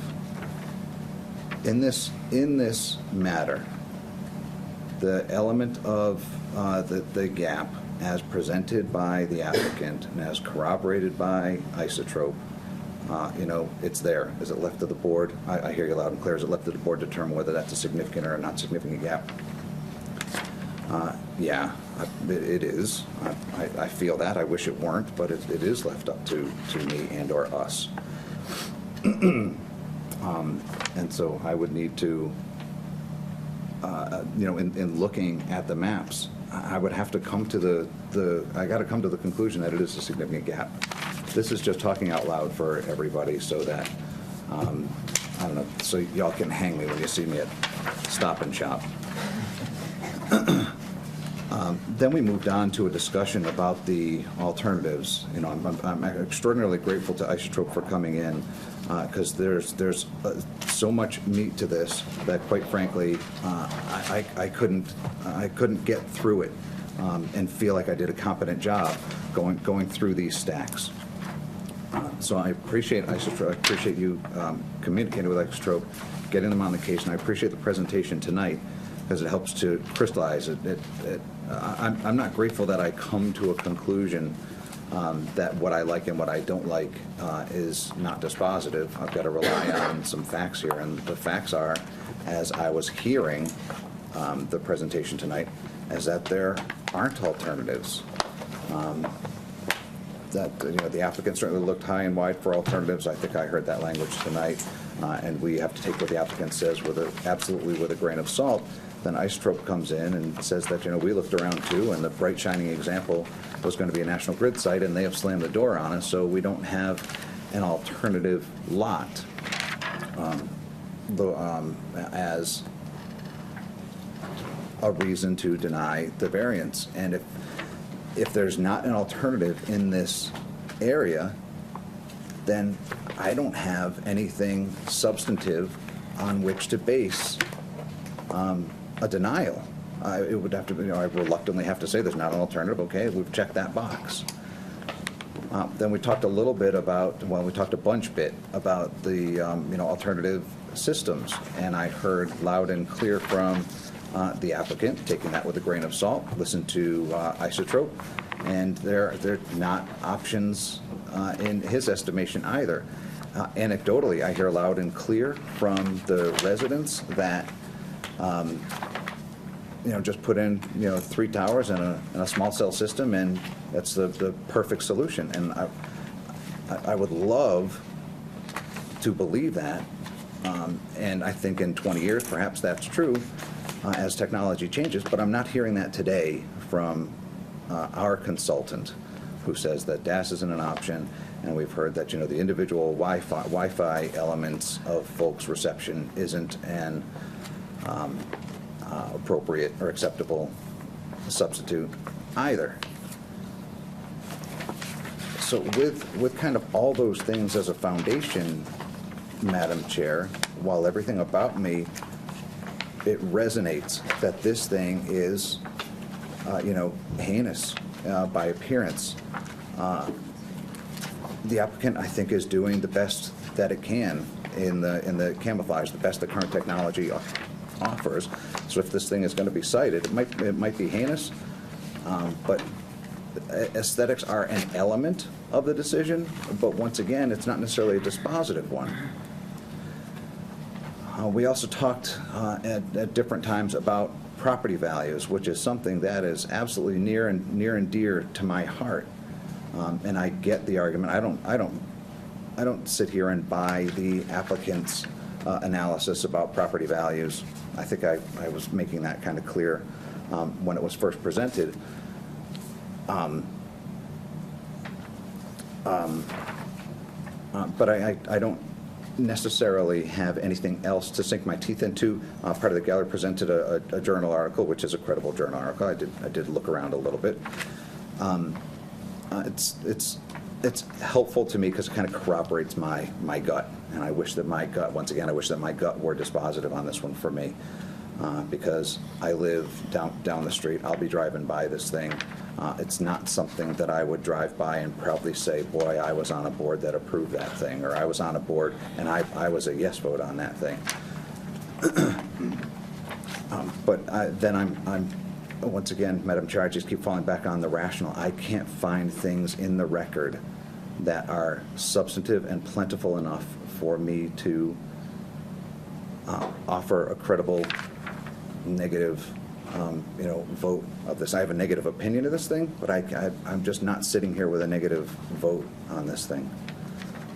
What about the abutters who feel there's no lack in coverage? And that's, I think we heard loud and clear that that's anecdotal. That's not necessarily something that we get to rely on in an evidentiary standard. We heard that anecdotally from, 15 or 20 folks. And I get it. I believe, it's not that I don't believe them. It's just that I can't rely on those things. And there was an assertion that the petition was a petition of 80 families who said that their cell service was great, and that's not what the petition says. I'm kind of stuck with the record here. The petition doesn't say anything about service. The comments from most of the folks, boil down to no tower, no tower, no tower, as you'd kind of expect.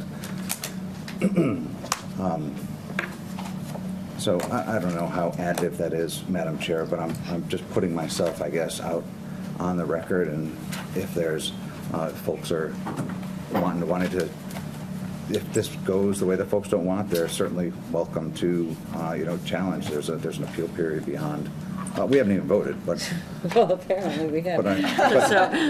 but my voice is going to be shut up once we vote. So I just want to say aloud that folks have the opportunity to appeal any decision of the zoning board or any decision of the planning board, for that matter, if they think that there is not enough merit. So looking at the intent of our bylaw, so the purpose of the bylaw and of this particular bylaw is to minimize the visual and environmental impacts.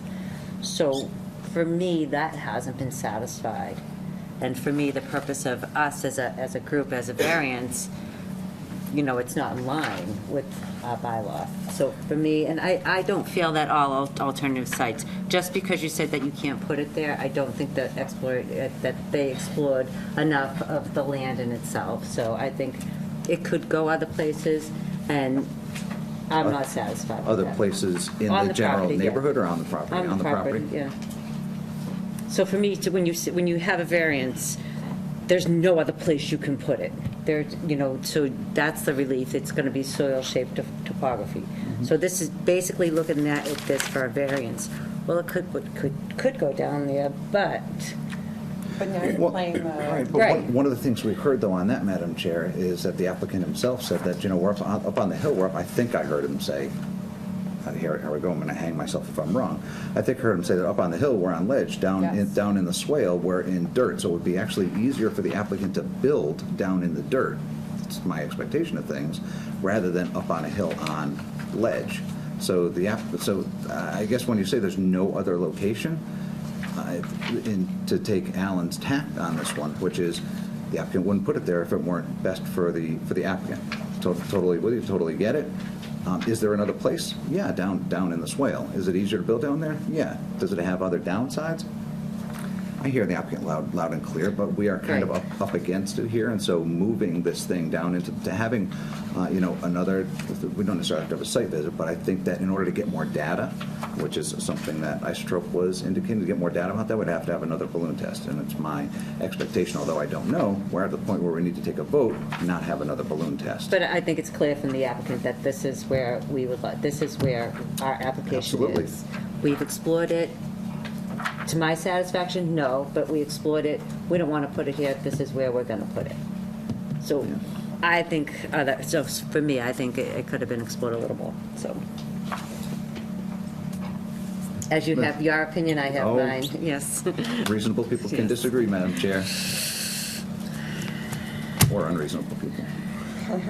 Just plain people that don't need a title. So I think we can just go forward from here, and do you guys have any input? I mean, even though you're not voting, you're still here tonight, and we value your opinions as well. Almost set. Yeah, I'll just echo what I heard Paul say. I mean, I'd love to find a reason not to do it. I haven't heard one that I think passes the test. There's been a lot of evidence presented. A lot of it is very good evidence. I'm the next street over, so I'm not totally unaffected by this. But based on what I've heard, I would echo what Paul said. It's not something I love. I will drive by it every day and drive home every day. Paul just said you would too. I drive by Berry Street every day. I deal with Berry Street every day. I'm on Tanglewood, so I would not get any of that coverage. Mine drops all the time. So. Okay, so. Nothing else? No, I think that's it. I think we've all had our voices heard as a board. You know what you have to do. Well, yeah, reading this, Yes. reading this is one thing, but, All the you know, evidence? a recitation, how am I going to recite all the You can just do plans? evidence submitted on the dates. And Valerie has accurate records of what comes in. I think, Paul, what might be a best way is the hearings that are cited on 10/10, 11/14, 12/20, evidence all submitted within these. Okay. I think if you just went through every piece of paper, you're going to miss something. Yeah, agreed. Packet supported, yes, Well, on those dates. That's exactly the direction I was looking for, Madam Chair. With that. Okay. So the board always moves in the affirmative, and then there is a vote taken. So there is, once again, nothing dispositive about my reading of this motion as an approval. It will be voted on by the board subsequent to the motion and second, assuming there's a second.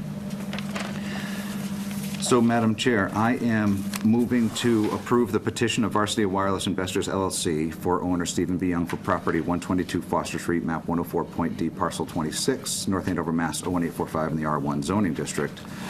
This is a petitioner who was requesting 5 variances in accordance with a section of the zoning bylaw to construct a 115-foot monopole,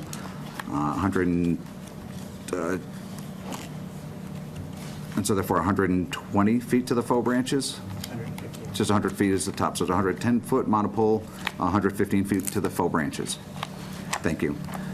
In an R1 zoning district.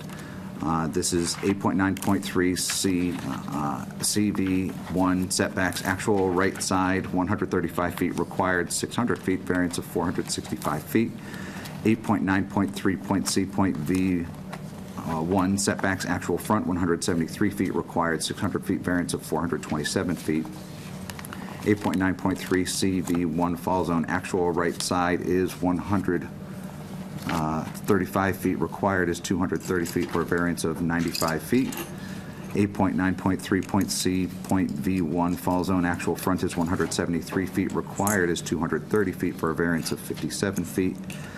8.9.3 CI, height general proposed 115 feet, allowed 45 feet, variance required 70 feet. 8.9.3.C2, height ground mounted facilities proposed 115 feet, allowed 45 feet, variance requested 70 feet. 8.9.4.A, point Romanet 2, camouflaged by vegetation. What are we doing? Proposed interpretation of the board required. Oh boy, how am I addressing that?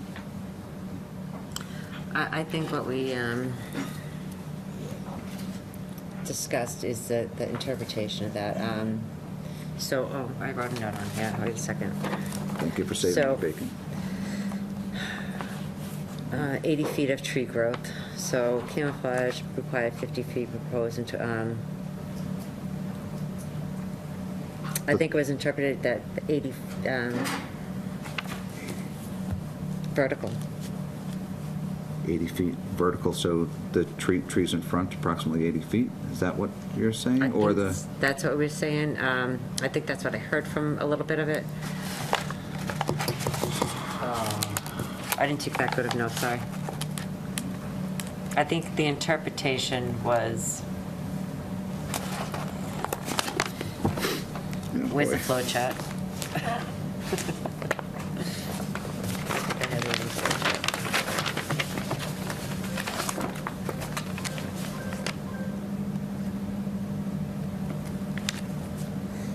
So I think it's the ground-mounted wireless service shall provide year-round vertical evergreen vegetated buffer of 50 feet or 75% of the overall height of the structure. So 75%, I think what 70, which is saying 75% of 115 feet is 80 feet. Correct. And so we're talking about 80 feet in front. So if this is the tower, 80 feet in front of the tower, not 80 feet high. Correct. So it was vertical as opposed to, horizontal as opposed to vertical. So 8.9.4.8, point Romanet 2, camouflage by vegetation required is 50 feet, and proposed interpretation by board is, I guess, requiring the vegetative buffer to extend it to 80 feet in front of the monopole? Yes. Is that Yes. what I'm saying? Or perhaps it's 80 feet in front of the compound?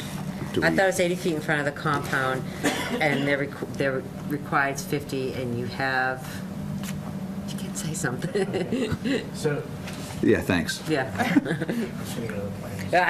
I'm not going to hush you. I didn't want to jump in if you don't want me to, so. Well, I think what we're talking about is how, again, this was an interpretational issue, so it's how the board views that requirement and whether or not trees that aren't immediately adjacent to the tower itself but are on the same property can be used to satisfy that buffer. Okay. Certainly you have it to the back, and I think really what we're talking about is to the front, and whether or not, that stand of trees to the front plus the vegetative buffer that's being added, which is permissible under the bylaw, is sufficient under the interpretation. And the other part of that interpretation is the bylaw doesn't actually say greater of, it says 50 feet or 75%. And so the question is which, again, in terms of prior history, what has been the correct interpretation or the consistent interpretation under the ordinance bylaw? So that variance isn't even required. They're asking us, do they need that variance? We've So requested it to the extent requested it. necessary. You could make a finding that in fact is met under the bylaw and is not necessary. I like that path. I do too. So the board, so as part of this motion, Madam Chair, the board hereby finds that the vegetative buffer as proposed by the applicant with the 2 rows of arborvitaes and the trees that will remain satisfy the camouflage by vegetation provision. Correct. We don't have to vote on that, we're just all agreeing. Correct. Yeah, that's, Yep. just part of the big motion, I guess. Yeah.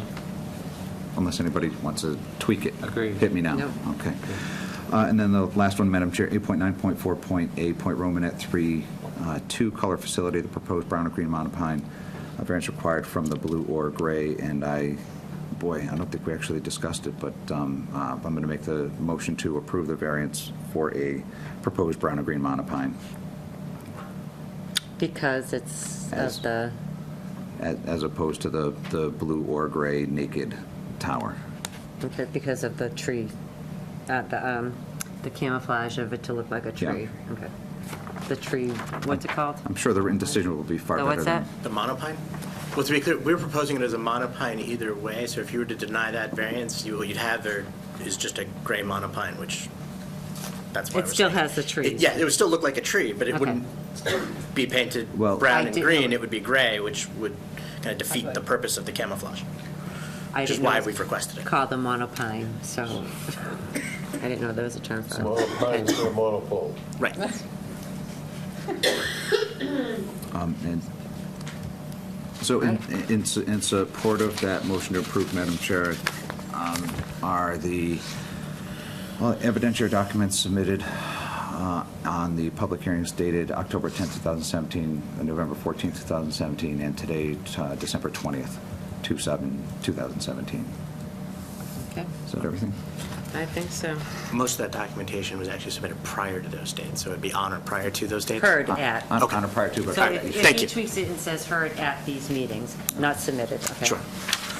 I'm sure the written decision will be far more eloquent than I, Madam Chair. Okay, there's a motion on the table, anyone second that? I'll second it. Okay. So individually, Yes. Yes. no? Yes, Madam Chair.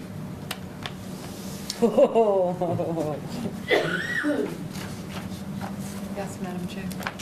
Okay. You all set? Don't forget. You guys, there's a, it's passed, so now you're going to go in front of the planning board, and planning board has to, you're surprised, huh? Has to decide whether to grant a special permit. So there is still another avenue to go that your voices still can be heard. Good luck to you, and the planning board will hear you as well, so. And happy holidays to everyone. Motion to adjourn, Madam Chair?